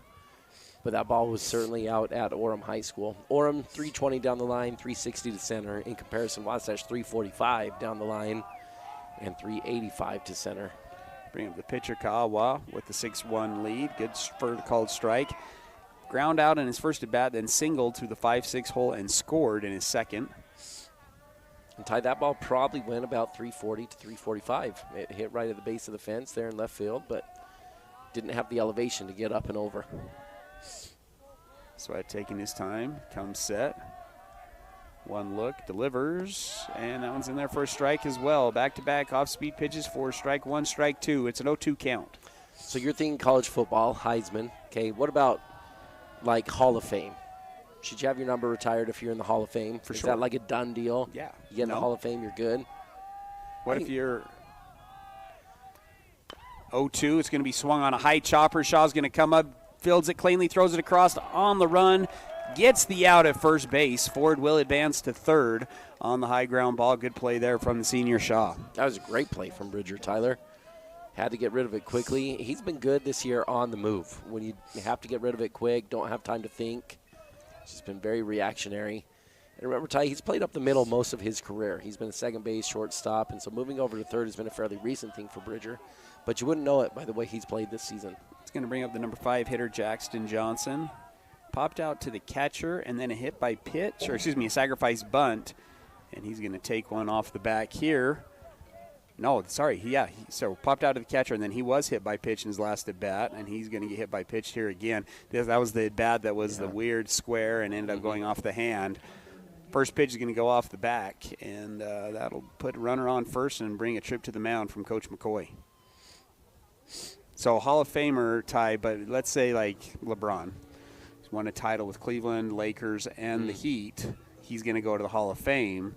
Do all 3 of those teams retire his number? Oh, yeah. So what are the rules when it comes to your team? Like winning a title in Miami, that's just one of many over there, right? One of many for the Lakers as well. Is that big of a deal?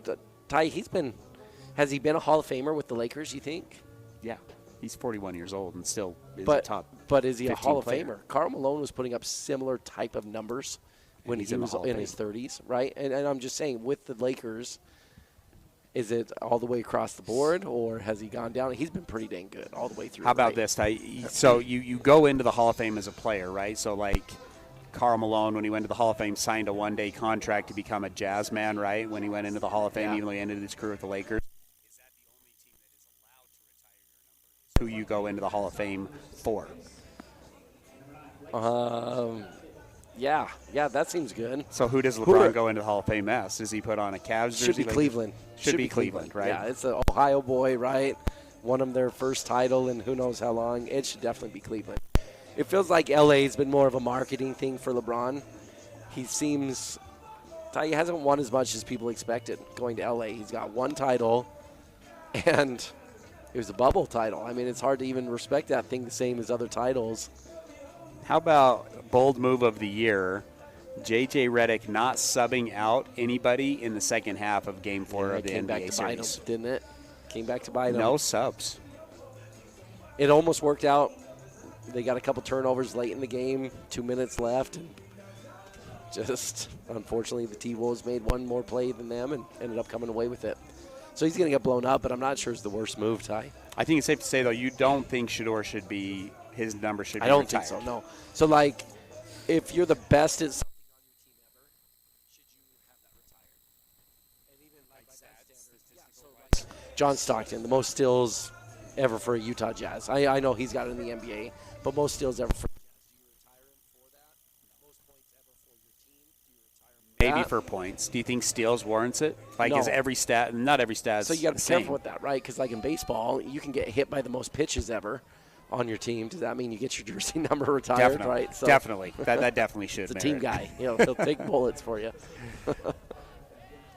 It's going to bring up the What first about baseman, Parker Van Buren. Retiring. Sorry, Ty. Go ahead.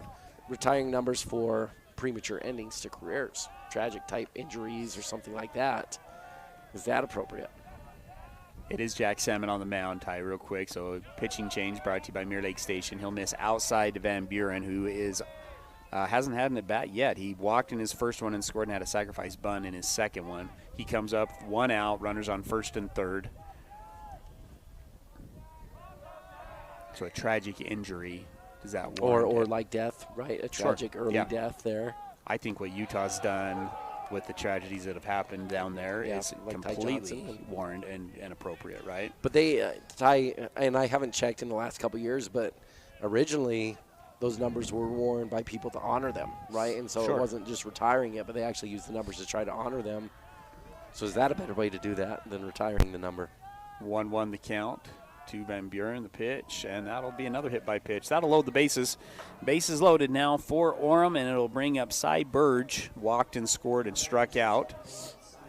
Did you see Abdul Carter, the new defensive lineman for the Giants, asked Lawrence Taylor if he could wear his jersey. Yeah, it's bold. Another Did he get an bold move. answer? Let's come up with bold. Yeah, Lawrence Taylor said, no, you don't get to wear my jersey. You got to have a maybe. Demonstrate you're a little bit better than a rookie in Ty, order to get my jersey. At some point, though, retiring numbers, it becomes a problem. You run out of numbers. What team comes to mind when you think of that? Who's retired too many numbers, and now you got a problem with it?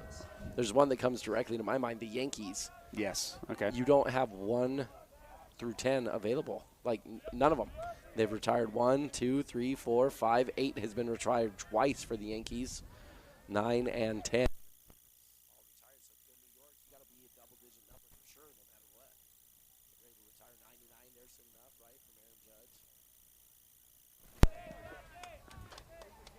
That one's going to get back to the backstop, but no one advances. The runners will stay. Bases juiced, 1-0 the count, as Cy Burge will come up to the plate. 1 away. Boston Celtics tie 24. Can you retire a number but still allow somebody to wear the number? And another hit by pitch. Wasatch having a hard time getting it over the plate. 3 straight hit by pitches. You'd think he'd be a little more excited about getting an RBI there, Ty. Seemed a little bit upset, like it was intentionally done. I can assure you, sir, it was not. Wasatch did walk 3 straight back in the second. It wasn't 3 straight hit by pitches back in the second. And that puts the score at 7-1. 5:10 is the time, Ty. And like we said, softball is already done. It started at the same time and already done. It's been a slow game for us here on the baseball side. 7-1 the score. Yep. Ty, Wasatch, the word of the year for them has been grit. Yeah, right? This team, they're gritty. They'll give you every little bit they've got until the last out. Salmon shrugs, delivers, working out of the stretch. Misses high for ball 1. But this is now the number 8 hitter, Jack Allen, who's had himself a series. 5 RBIs and comes up with more RBI opportunities with runners on every base. Bases loaded. This is an important moment here for Wasatch. So tie 7-1. Orem is really threatening to blow this open. Ground ball double play could go a real long ways for Wasatch. 1-0, and that one once again, that could have been another hit by pitch if Allen wanted it and said he'll duck underneath it. 2-0 now the count.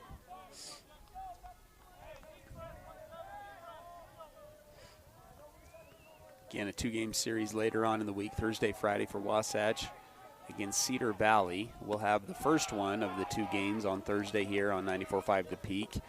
Friday, we're headed to La Crosse for some lacrosse action. And then we'll be back on the air on Monday for senior night. 2 on the count. That one's in their first strike.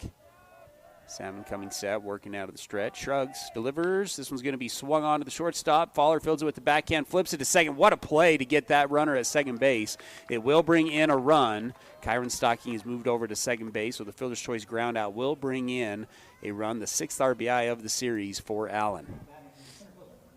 Yeah, that's a good play from Braxton Tyler. And it's just reactionary, right? He's thinking double play all the way.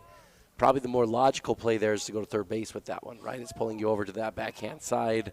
I actually wasn't looking to see if Bridger was going for that ball as well or if there was someone on third. Either way, it's a great play to go to second base, but too deep in the hole, never really had a chance there at first base on the double play. Well, Ellison had a 3 RBI single back in the second inning, one of the rare plays I've seen. It was a high chopper that just got over the first baseman's head who was playing. Comes up with runners on first and third with 2 outs. Speaking of numbers in sports, Ty, he's a bit of a big hoopla for the Dolphins. And I think he's the first quarterback ever in the NFL to wear number 0 because they just changed that rule.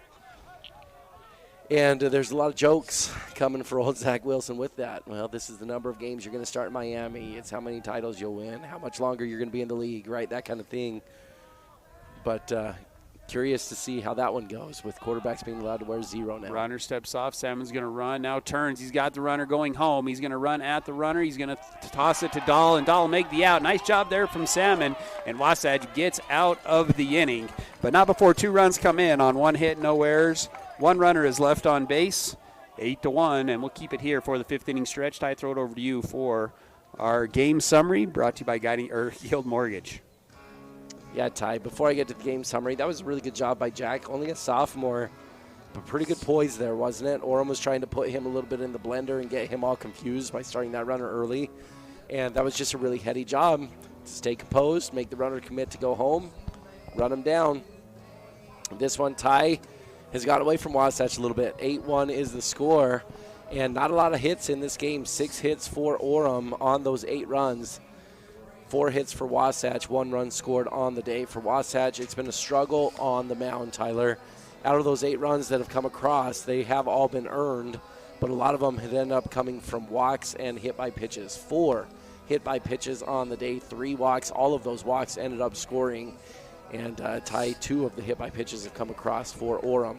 So the Tigers been able to capitalize on some mistakes from Wasatch on the pitcher's mound here today. Ka'awa, on the other hand, Tyler, he's gone 4 innings pitched, given up 4 hits, 1 earned 1 run, 3 base on balls and 3 strikeouts on the day. Orem scored 4 runs in the top of the 2nd inning, capitalizing on 3 Wasatch walks in that inning. It stayed 4-0 into the 3rd before Orem scored 2 more to take a 6-0 lead. Wasatch got 1 run there in the bottom of the 3rd inning. It came on an Austin Brown single that scored Stocking, and that's the only run that Wasatch has pushed across in this game. Scoreless 4th innings for both teams, and then 2 runs there in the top of the 5th. Orem has made this 8-1 as we move into the bottom of the 5th. Game summary brought to you by the Gordon Law Group, your full-service local law firm who invests in their clients the best knowledge and experience needed for all areas of the law. That is the Gordon Law Group, brought to you once again during our 5th inning stretch, brought to you by Guild Mortgage. New pitcher on the mound for the Tigers. It'll be freshman Beckett Hendry, lefty, will come up to face the top of the order for Wasatch. It'll be Austin Brown, Braxton Fowler, Grant Mahoney. Brown 2 for 2 with an RBI. So some movement here for Orem, Tyler, with Hendry on the mound. Ka'awa goes to second base, and Johnson goes out to right field for the Tigers.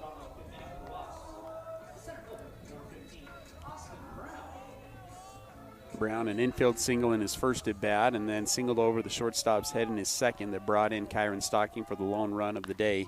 He'll swing at the first pitch, barrels it but foul over into the soccer field for strike 1. It went off the scoreboard over there, Ty, on the soccer field. That's pretty far ahead, Ty. Probably about 400 feet. That one misses outside. 1-1 the count. Bottom of the 5th action, Wasatch trailing 8-1. Losers of 3 straight against Maple Mountain and now Orem High. Top 2 teams in the RPI standings in Region 7 are the Tigers and Maple Mountain. That one misses outside as well. 2-1 the count. Back into the windup goes Henry. That one's thrown, gets Brown out in front. This will be popped up to the first baseman, Van Buren, and he'll make the play for out number 1. Brings up Braxton Fowler, walked in his first at-bat, struck out looking in his second at-bat. Fowler will be pinch hit for. It'll be Otis Sweat that will come up for Fowler. Sweat on the season. Comes in. He'll swing the first pitch foul. Sweat 385 in his 19 plate appearances. He's 5 of 13 with 6 RBIs, 2 doubles, and a triple in his limited action this season. He'll swing the first pitch for strike 1.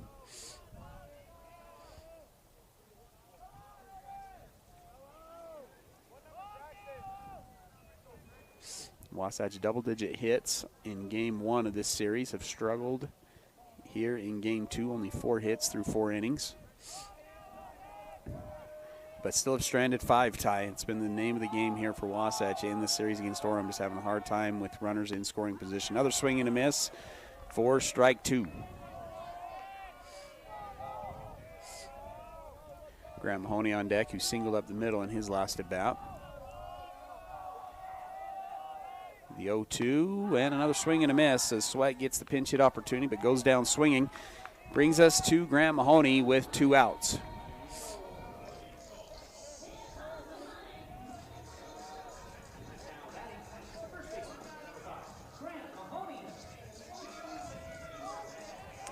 So, back to the retired number.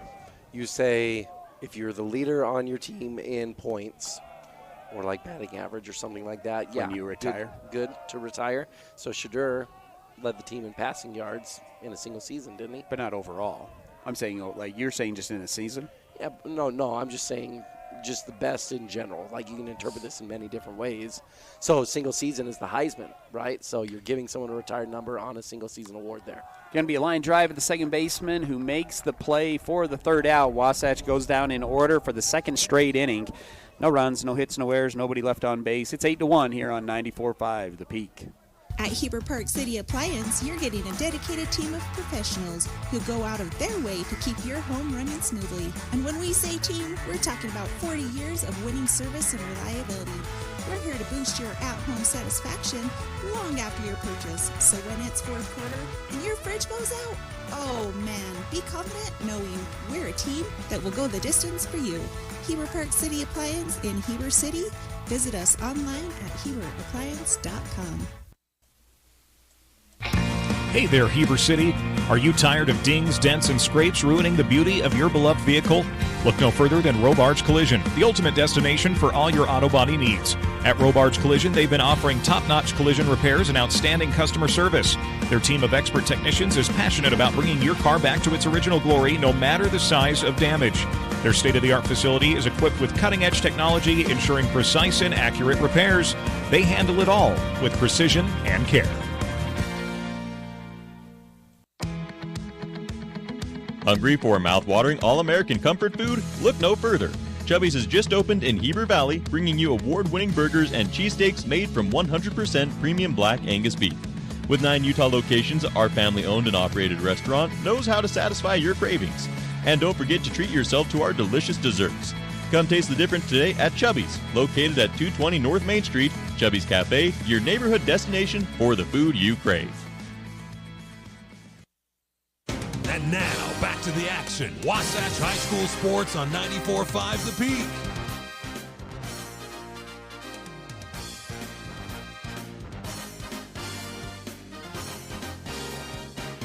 Top of the sixth, brought to you by Gravity Coalition, offering the best in bikes, skis, snowboards, skateboards, and more in the Heber Valley. Visit them at their store in Midway or visit them at gravitycoalition.com. This is a cool shop. First pitch is going to be swung on by the number 9 hitter, Mark Ellison. He'll elevate it to left field. Blake Sweat will come in and make the play for the first out of the inning. Sam Pinter, is that right, Ty? Has moved to shortstop. Yeah, Pinter in shortstop. And Ty, the ball usually finds you when you come into the game, doesn't it? So expect some action towards shortstop in this inning. To bring up Merrick Bostock. He's 2 for 3 today, grounded out to the second baseman in his last at bat. That one's in there for a strike. Oh, never mind. That looked like a check swing strike. Yeah, it did. Ball one. But, Ty, you and I don't have the best angle. No, we don't. Right? So we don't. 1-0 the count. That one's a check swing. That one should be a strike. That one looked pretty clear. Umpire didn't call that one again. Oh, Ty. Oh, my gosh. These 50-50 ones just are not I don't going even Wasatch's way. I don't even think that's a 50-50 one on that one. 2-0 the count. One away. And that one's going to miss again. So 3-0 now the count. Ty, you talked about just if you're is there a minimum? Like, do you need to be on a winning team? Do you need to win a bowl game in order to get your jersey? I think your team should be successful, Tyler, and that might mean different things for different teams. So 3-1. 3-1 the count as that one's in there for a strike. So, like, success, for example, with the Jets. Like, is a Super Bowl win necessary? Or, like, the Jazz. The Jazz might be a better example. They're in the playoffs for 20 straight years but never got a title. That's success, right? So is that okay?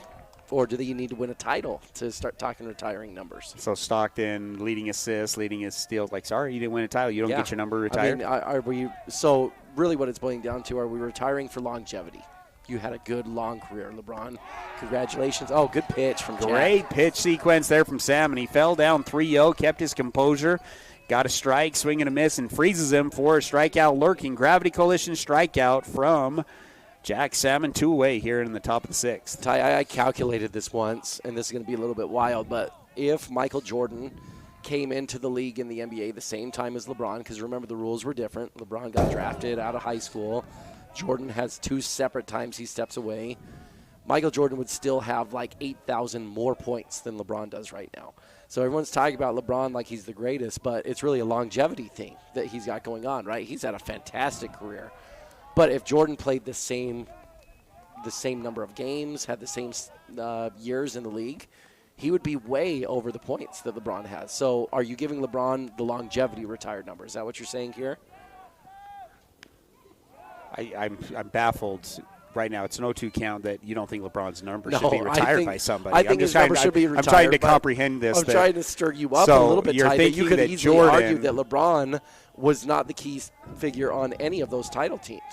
Right, like Kyrie Irving hits the game-winning shot for Cleveland, or they don't win that. Ray Allen hits the key shot, or the Spurs win the first title over there, right? Yeah, and I forgot that Jordan scored every point for the Bulls when he was in the finals. I forgot that. Like, how many points did he score? 100 a game? I have to see this poster every year of my life. Jordan hitting the shot to win the NBA in Finals. Game 1 of the first time through, it wasn't Jordan that hit that shot to win the game. Do you know who it was that hit that shot? Yeah, you know what, Tyler? I think it was actually Steve Kerr that hit that shot. No one's winning a title. Believe it or not, Game 1, Tyler. Believe it or not. How about you do it in a clinching game? Believe you know it or what LeBron not, does Jordan in did the not score games? every point in those. What does LeBron do in the clinching games? He defers to someone else. Kyrie, take over.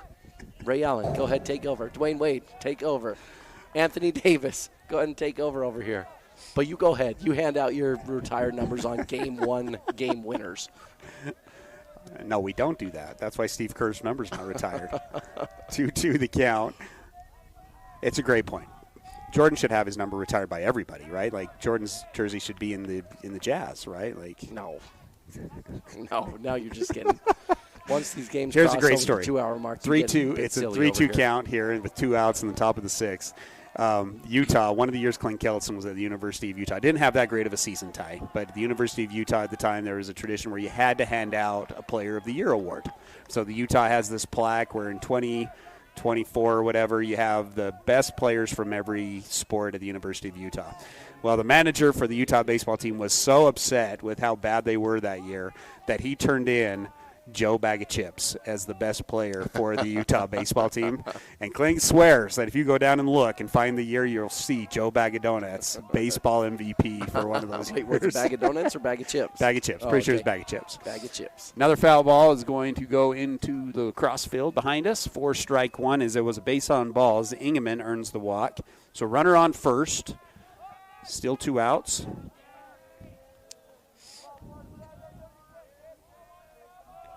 Salmon still on the mound for the Wasps. The 0-1. And that one's inside for ball 1. 1-1. It's going to bring up Ford, who doubled off the left field wall in his last at bat. He's 1 for 3 today with a run scored.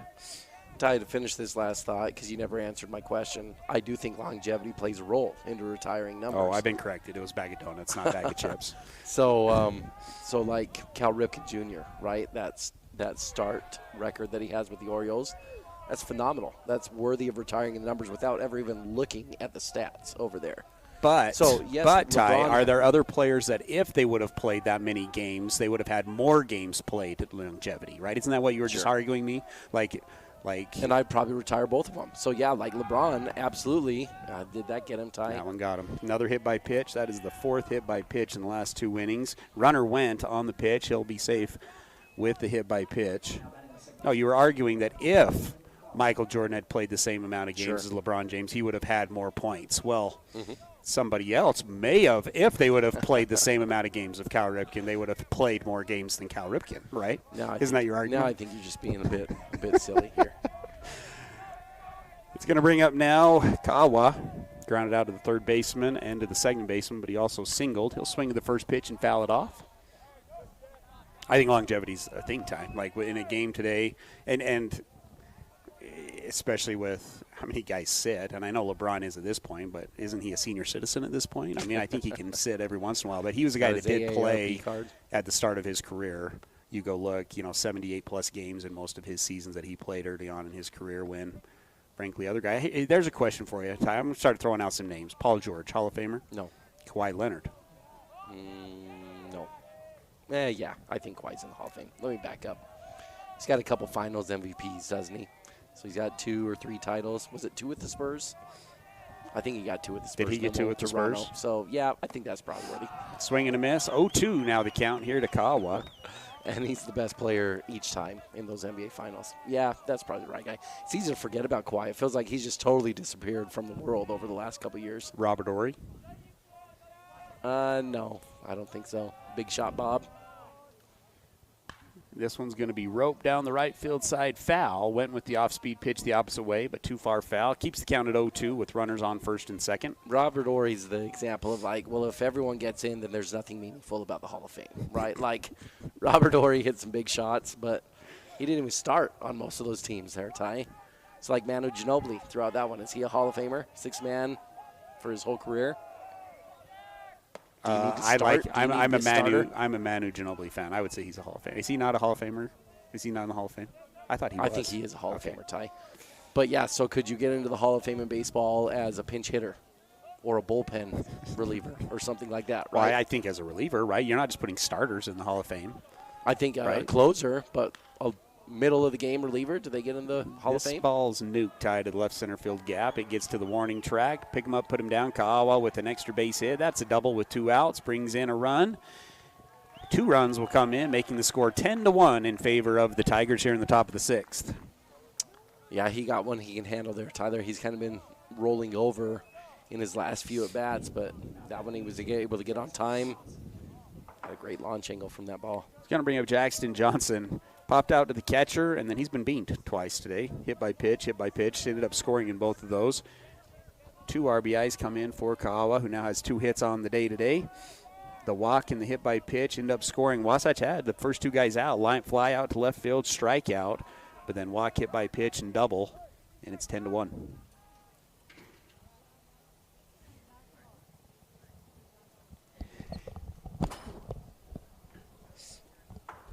Should off-field factor in, or off the field, off the court? Should that factor into being in the Hall of Fame? Pete Rose, didn't it?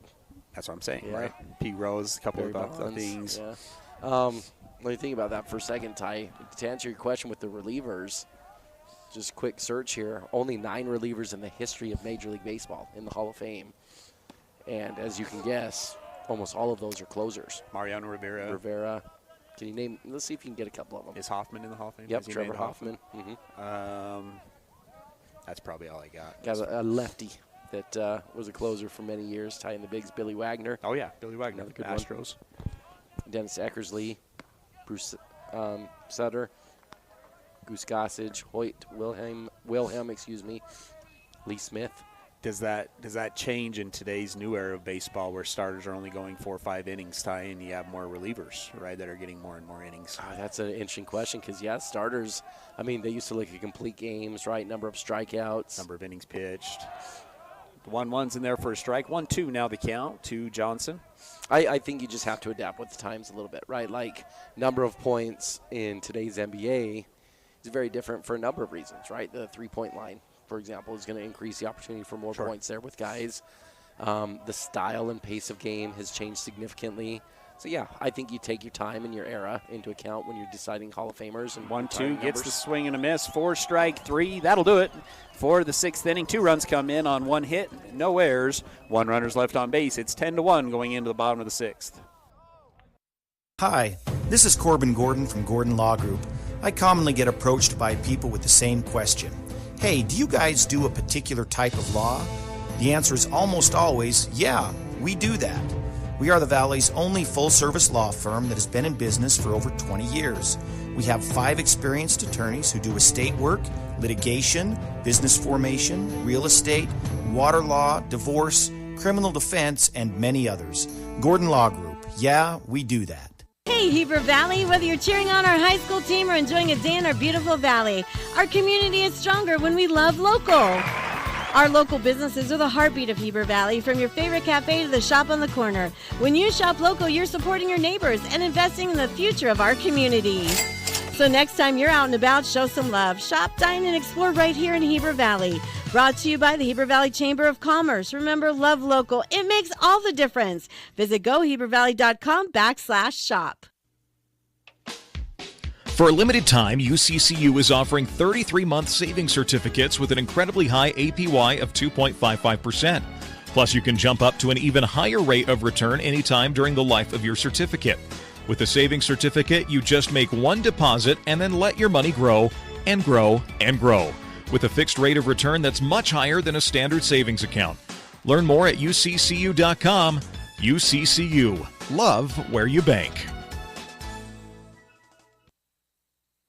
And now, back to the action. Wasatch High School Sports on 94.5 The Peak.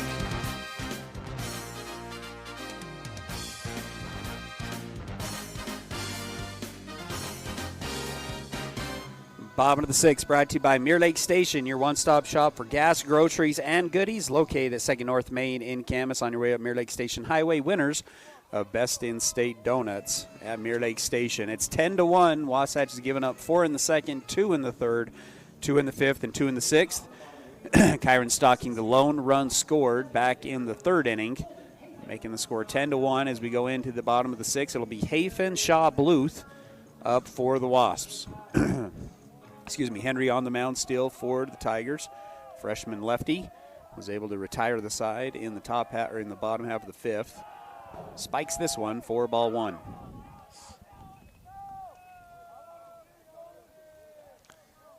Ty, this conversation about numbers being retired has sent me down an interesting rabbit hole. Got a few random numbers that have been retired here. So Michael Jordan has his number retired by the Chicago Bulls, of course. But there's another team in the league that's retired. Did the Wizards retire his number? No, it was not the Wizards. The Jazz should. Because he beat the Jazz a couple times, or what? The Bobcats? 1-2? Nope, not the Bobcats. That makes sense because he owns them. Yeah, they're lived in Carolinas, right? But no. Good for him. Not, saying you should retire my own number, right? Like, Miami, the Heat, randomly retired his number. Swing and a miss, swing and a miss, swing and a miss. Hafen goes down swinging here in the bottom of the sixth inning. And that'll bring up Bridger Shaw, ground out to the second baseman, and a walk. Why did they retire his jersey? Just to honor his airness, I guess. And they didn't stop there. They've got another random one that's not even from their sport that they've retired. Tyler, can you guess this one? Dan Marino? Dan Marino, number 13, been retired by the Miami Heat. Well, that bucks our trend that you need to win a title, right? This is going to be high chopper to the second baseman. Ka'awa sits back on it, fields the long hop, throws it to first for the second out of the inning. And bring up Eddie Bluth, single to left field and grounded out to the first baseman. He's 1 for 2 today. He'll come up with nobody on, 2 outs. A couple more just interesting ones. Seattle. They've retired the number. Seahawks? Seahawks, yes, excuse me. They've retired the number 12 for the 12th man that they're famous for up there. So no one's allowed to wear 12 up there because of the 12th man, they say. Swing and a miss, strike one. And this one's interesting, too, that shows you the politics that go into retiring numbers. Wade Boggs, who's certainly worthy of having his number retired, but he's got it retired with 2 teams, Tyler. The Red Sox, who he was there his whole career, but then late. So like the LeBron Lakers type conversation, although that's not even a similar comparison. He signed with Tampa in his 40s, played 2 seasons with them, and wasn't very good in Tampa during those years. But they retired his number 12. So he had number 26 retired by the Red Sox, then retired his number 12. And the owner of the Rays offered him $1 million to wear a Tampa Bay hat in his Hall of Fame plaque rather than a Red Sox one. He didn't take the $1 million. He wore a Red Sox hat instead. 3-1 the count here to Bluth. Should the Yankees retire Pedro Martinez's jersey since they were his daddy? Yeah. Ball 4, Bluth's going to earn yet another walk. The Yankees don't have enough numbers to keep retiring jerseys like that. How about instead of retiring numbers of to honor your team, what if you put up numbers of people that you dominated in your career, overall? Trying to think of who are some good ones that would fall in that. But yeah, the Yankees out of spite just hang a Pedro Martinez Red Sox jersey in their stadium just to remind everybody that we owned Pedro Martinez. Stuff like that. Yeah, wouldn't it be a good move for someone like the University of Utah football to retire the number 9, right? 9 straight wins over BYU that they just rubbed it in there, right? That would be an all-timer. What was it, 7 turnovers that Jake Heaps had the one year? You retired Jake Heaps' jersey in Rice Eccles Stadium. 0-2 count here to Dahl, who struck out and flew out to right field in his 2 at-bats. Good barrel to right field in his last one, just went right to the right fielder. He's had a good series overall. Henry working out of the stretch for the first time, misses low and inside for ball 1, 1-2 the count.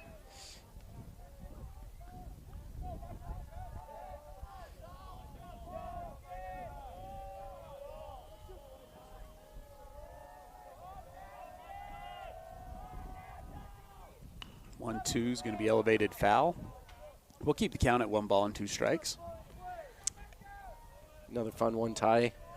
The Oklahoma City Thunder, who was the first to have their number retired. So we're not counting Seattle. Just Thunder, who went to the first. Yeah. 1 ball, 2 strikes. The pitch misses high and outside. Keeps the count, or moves the count to 2 balls, 2 strikes. I feel like you'd put this one idea. in the questionable retired number category. It can. Is it somebody who's still playing? No. Okay. He I have averaged no idea. 5.9 points over his career. He got his number retired. 2-2. That's going to be a base knock down the left field line. Pick him up, put him down. Extra base is coming for Micah Dahl. It's a 2-out double for Dahl. Moves runners to second and third with 2 away, and will bring up Blake Sweat. Nick Collison, Tyler, number 4, retired by the Thunder. Pretty random one. So that brings in another element of when to retire. They were just anxious to retire a number. It was a new franchise and wanted to get something up in the rafters, so they went hunting for a likable guy, and Nick Collison's up there at 5.9 points per game over his career. Okay, you have to choose between Nick Collison or Shedeur Sanders at Colorado. Who are you picking out of those 2? To retire? Yes. Probably Nick Collison. Really? Shedeur had below 500 as a record in his career at Colorado. He was 12-13. He was really 12-13 in his Yeah, career. and he made it to 1 bowl game, and he got clobbered by a BYU team that had 0 players drafted into the NFL draft. So people can make their big deal about Sanders, Tyler, but that says something, I think. A team that had nobody that was deemed to be NFL worthy for the draft shut him down entirely with the Heisman Trophy winner as the wide receiver on that team. I think it's not an overreaction to say maybe he's not as good as people think he is. It's going to bring up Blake Sweat. Takes ball 1, now swing and a miss on strike 1. So 1-1 the count with runners on second and third. Ty, I'm in the boat that I think Shedeur's going to be okay in the NFL. And I might be in the minority with that. But I think he's going to end up being a starter in the league. He's got a lot working against him, 2-1. Tyler, because he's gone to the team where they've had 40 quarterbacks over the last couple decades. No quarterback survives in Cleveland. It sounds like draft day 2. Draft day 2. So they don't take Bo Callahan. Little did they know, they actually take Bo Callahan in the 5th round of the draft instead of in the first round. It was Dylan Gabriel no matter what. Right, going to take him first, and then you get Shedeur Sanders afterwards. 3-1 count, swing and a miss. Fills up the count at 3 balls, 2 strikes, 2 outs here in the bottom of the 6th. Wasatch trailing 10-1. Who did the Browns end up taking? The Michigan guy, Mason Graham, is that who they ended up taking? Foul ball to the Orem dugout. In the first round. First round. So they traded out of the 2 pick, right, down to the 5. And I think they ended up taking Mason Graham. Is that right? I'm going to double check here, Ty, because payoff pitch, swung on, and it's going to be elevated to shallow right field. Ka'awa comes up, looks at the first baseman momentarily, but will make the play. And Wasatch once again will leave runners stranded in scoring position. Still 10-1 as we go into the 7th inning. Big O Tires in Heber is your one-stop shop for tires and service. What was once Point S is now Big O Tires. Same service, but different name. We're locally owned and operated and want to help you get your vehicle ready to road trip this summer. Stop in for all your name brand tires, oil changes, alignments, brakes, batteries, shocks, struts, and a whole lot more. Plus, Big O Tires offers financing options to fit any budget or any situation. Visit us today. Big O Tires, the team you trust.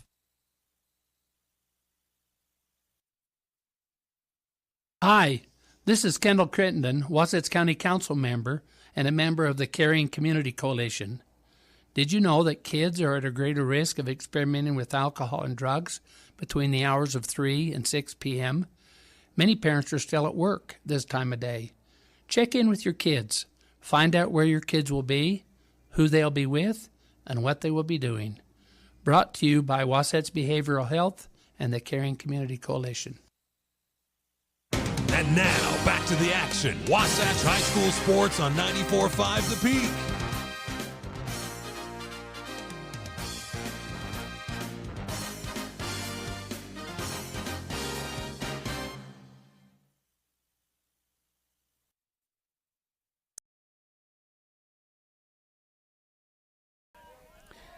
It'll be for the Tigers.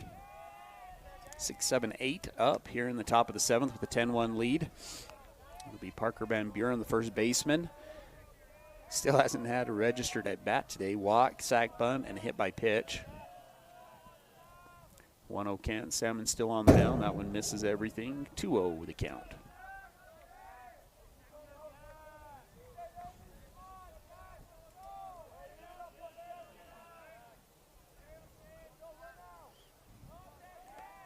Salmon working exclusively out of the stretch. Misses inside for ball 3.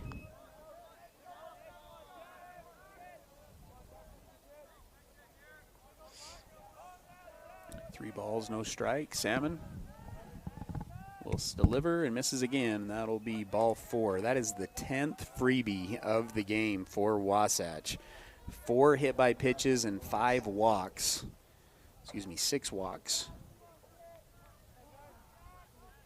And, 5 walks, 5 hit by pitches, 10 freebies for Wasatch in the game today, and they trail 10-1. Brings up Cy Burge, also was hit by pitch in his last at bat. Walked in his first, struck out. He's going to swing and elevate this one to center field. Brown will go over, make the play on a good barrel. Just goes to the center fielder and 1 away.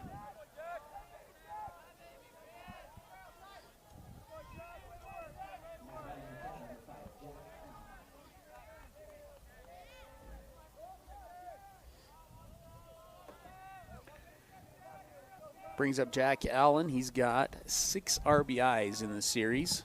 He'll take strike 1. He's 1 for 2 today with a fielder's choice ground out and a single up the middle. Also walked and scored. He'll take strike 1. 0-1 the count. Van Buren takes his lead over at first base after the leadoff walk.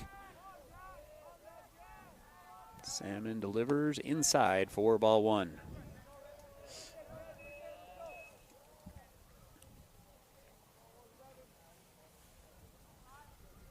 You're a big Jackson Dart fan. You going to make it? I do like Jackson Dart a lot, Ty. It doesn't feel like he's going to have to play quickly, does it? Got Russell Wilson and Jameis Winston on that roster already. This one's going to be elevated to the left center field gap. That'll drop down. Blake Sweat comes over, cuts it off, keeps the runners at first and second. After yet another hit from Allen in that 8 spot. He's had himself, again, a good series. That's hit number 8 on the day for the Tigers, and that'll bring up the number 9 hitter, Mark Ellison. So I think that's a good thing for that team in Jackson Dart personally, Ty, is you maybe let Russell Wilson go for a year and let Dart kind of learn the system, learn the rules, how it all goes, right, and figure it all out there in the NFL. And then draft some good guys next year when you have another good draft pick, because the Giants aren't going to win many games this year. Then let him take it over in a year or two, and yeah, I think he could end up being a pretty good player. Runners on first and second, 1 out. Ellison in the box. Salmon delivers, swing and a miss for strike 1. What about you? You giving him a chance in New York? It's a hard place to play quarterback, New York. Yeah, and the Lane Kiffin offense isn't an NFL-style offense, so curious if they can make the adjustment, if either his coaching staff or he can make the adjustment. Yeah, did you see John Gruden was asking him to go over his snap count, his cadence with him? Did you see this? Yeah. And he stood up and smiled and just clapped once. Yeah. It's like, that's it. That's all I ever did my whole college career, just clapped once, and then they would snap it. 0-2 the count as that one gets the inside corner for strike 2. Pinter holding on the runner at second base. Wasatch shaded to the right side of the field with the lefty Ellison up. That one misses outside for ball 1. I worry as well, Ty, if he's going to have a little bit of an Alex Smith situation. Brian Dayball is on his last thread, if you will, there at the Giants, and so do you start to get coach turnover? Like Alex Smith dealt with that with the Niners, and so did the Giants start turning into coach every 2 years, trying to find the right one, and it's never a good sign for the quarterbacks in that situation. 1-2, misses just outside, moves count to 2-2. Isn't that a little bit of what happened to Zach Wilson there in New York, too? His quarterback coach tragically died in a motorcycle accident right before the season, his first year. Second year, you had a different offensive coordinator, right, that they bring in. Then you have Aaron Rodgers and all that drama. Like, Poor Zach Wilson never had a chance. 2-2. This one's going to be elevated to left field. Blake Sweat will make the play for out number 2 here in the top of the 7th. And that'll bring us back up to the top of the order to Merrick Bostock. 2 for 4 today. Did strike out looking in his last at bat when he faced Salmon. Going back to Wilson, Ty, at what point is any publicity not good publicity? Like, at a certain point, isn't your agent saying, hey, Zach, let's just ride low for a while? And is Zach saying, no, I rode low for a year with Denver. Like, it's time for me to get back in the headlines. I'm going to get number 0 as my jersey. Like, what's going on here? Yeah, I don't know. I think the rumblings I heard, Tyler, is his buddy at Miami had a certain number that he wanted. And so trying to be a good friend, he took a different number. I did hear that. Is what I had heard. He's just, whatever way you spin it. People just, there's just some people in sports that people like to hate against, and for some reason, he's the one they've chosen in the NFL. Big swing and a miss from Bostock for strike 1. Dolphins drafted a quarterback too, am I not mistaken? Yeah, Quinn Ewers. Oh yeah, Quinn Ewers. That's a QB room, Ty. Tua, Zach Wilson, and Quinn Ewers. There's a lot of media around those 3 guys throughout their careers. 0-1 the count, the pitch. Swung on and missed again, 0-2. Yeah, there's a lot of headlines too, right? Tua, can he stay healthy?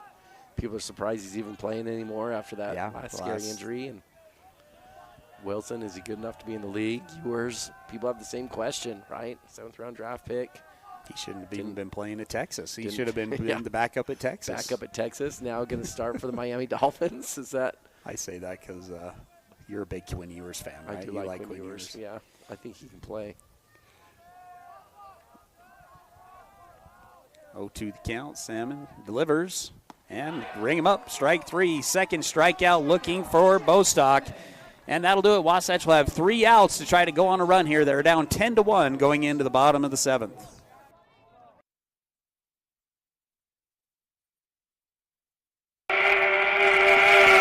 Are you ready for lunch? Well, the Dairy King, home of the train, is serving the best food with friends and family in the Valley and have been the winner of Best of State for 20 years. They've recently been named the best of Utah for their milkshakes. You've got to try their delicious train burger with an Oreo shake. They also have those yummy salads that just hit the spot, or a turkey breast sandwich that tickles the taste buds. They've proudly been serving the Heber Valley for 78 years at the Dairy King, home of the train, serving deliciousness daily. Stop in today.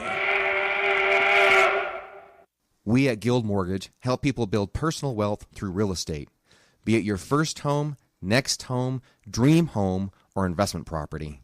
At Guild Mortgage, we help you refinance for that lower interest rate, shorter term, or home remodel. At Guild Mortgage, we help you plan for retirement by owning multiple investment properties and can even add to your retirement plan with a reverse mortgage. We at Guild Mortgage believe everyone can own what matters. Timberline Ace Hardware is committed to helping their neighbors and their communities, and because they're in the neighborhood, they can deliver almost anything you need. So shop in store or online for whatever your home or yard needs. Choose from top brands like Milwaukee, Stihl, Traeger, and Benjamin Moore. Then pick up in store, curbside, or they'll deliver your order right to your home. Around the block, what you need in stock with people that know how to help. Timberline Ace Hardware, serving the community for over 50 years. Ace is the place with the helpful hardware, folks. And now, back to the action. Wasatch High School Sports on 94.5 The Peak.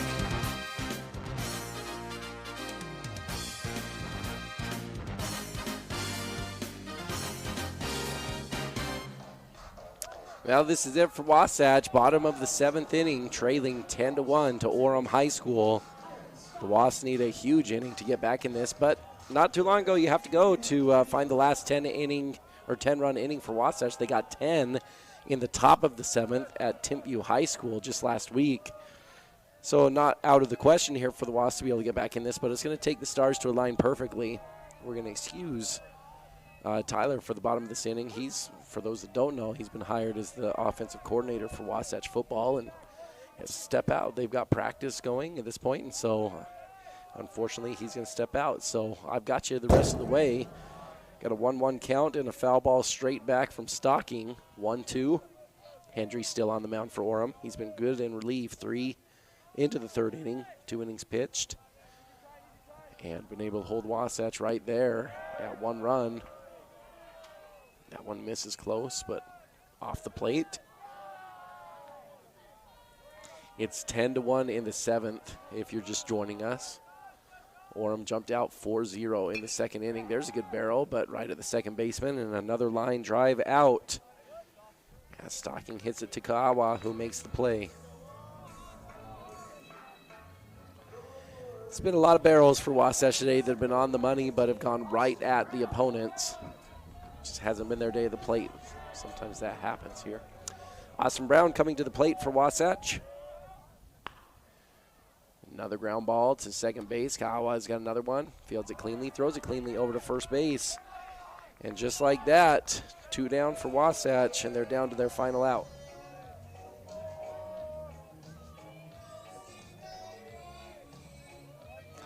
That'll bring Eli Turley will be the pinch hitter here. Braxton Fowler went out of this game, it looked like, with an injury earlier, had some ice on his hand after getting hit by a pitch that they ultimately called the foul ball, unfortunately.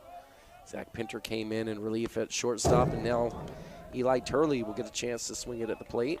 First pitch he goes after, fouls it straight back.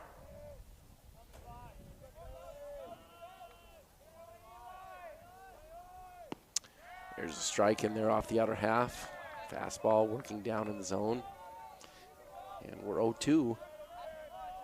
Wasatch down to their final strike here.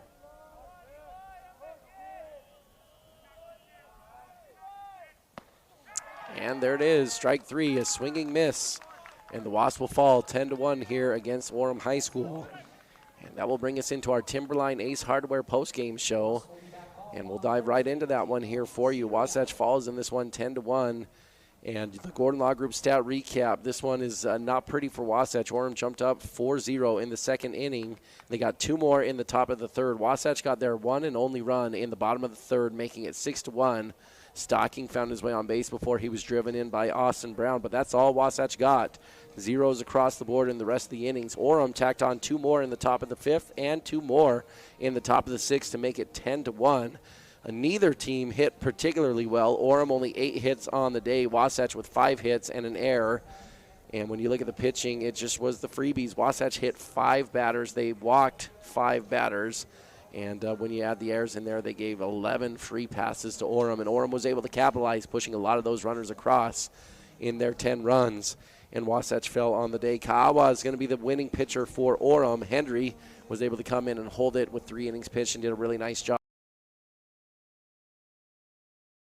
Wasatch coming up, they'll have Cedar Valley at home. Wasatch coming up, they'll have Cedar Valley at home on Thursday before traveling to Cedar Valley on Friday to hit the road, and we'll see if Wasatch can stop this slide. Still sitting okay. They were in the top 10 in the RPI coming into this one at number 9 and had a fairly significant lead there, so this one may not even drop them out of the top 10, but we'll check the standings tomorrow and see what the movement is with some of the other games going on. So Wasatch hanging in okay, but their record has now dropped down to 12-9 on the season.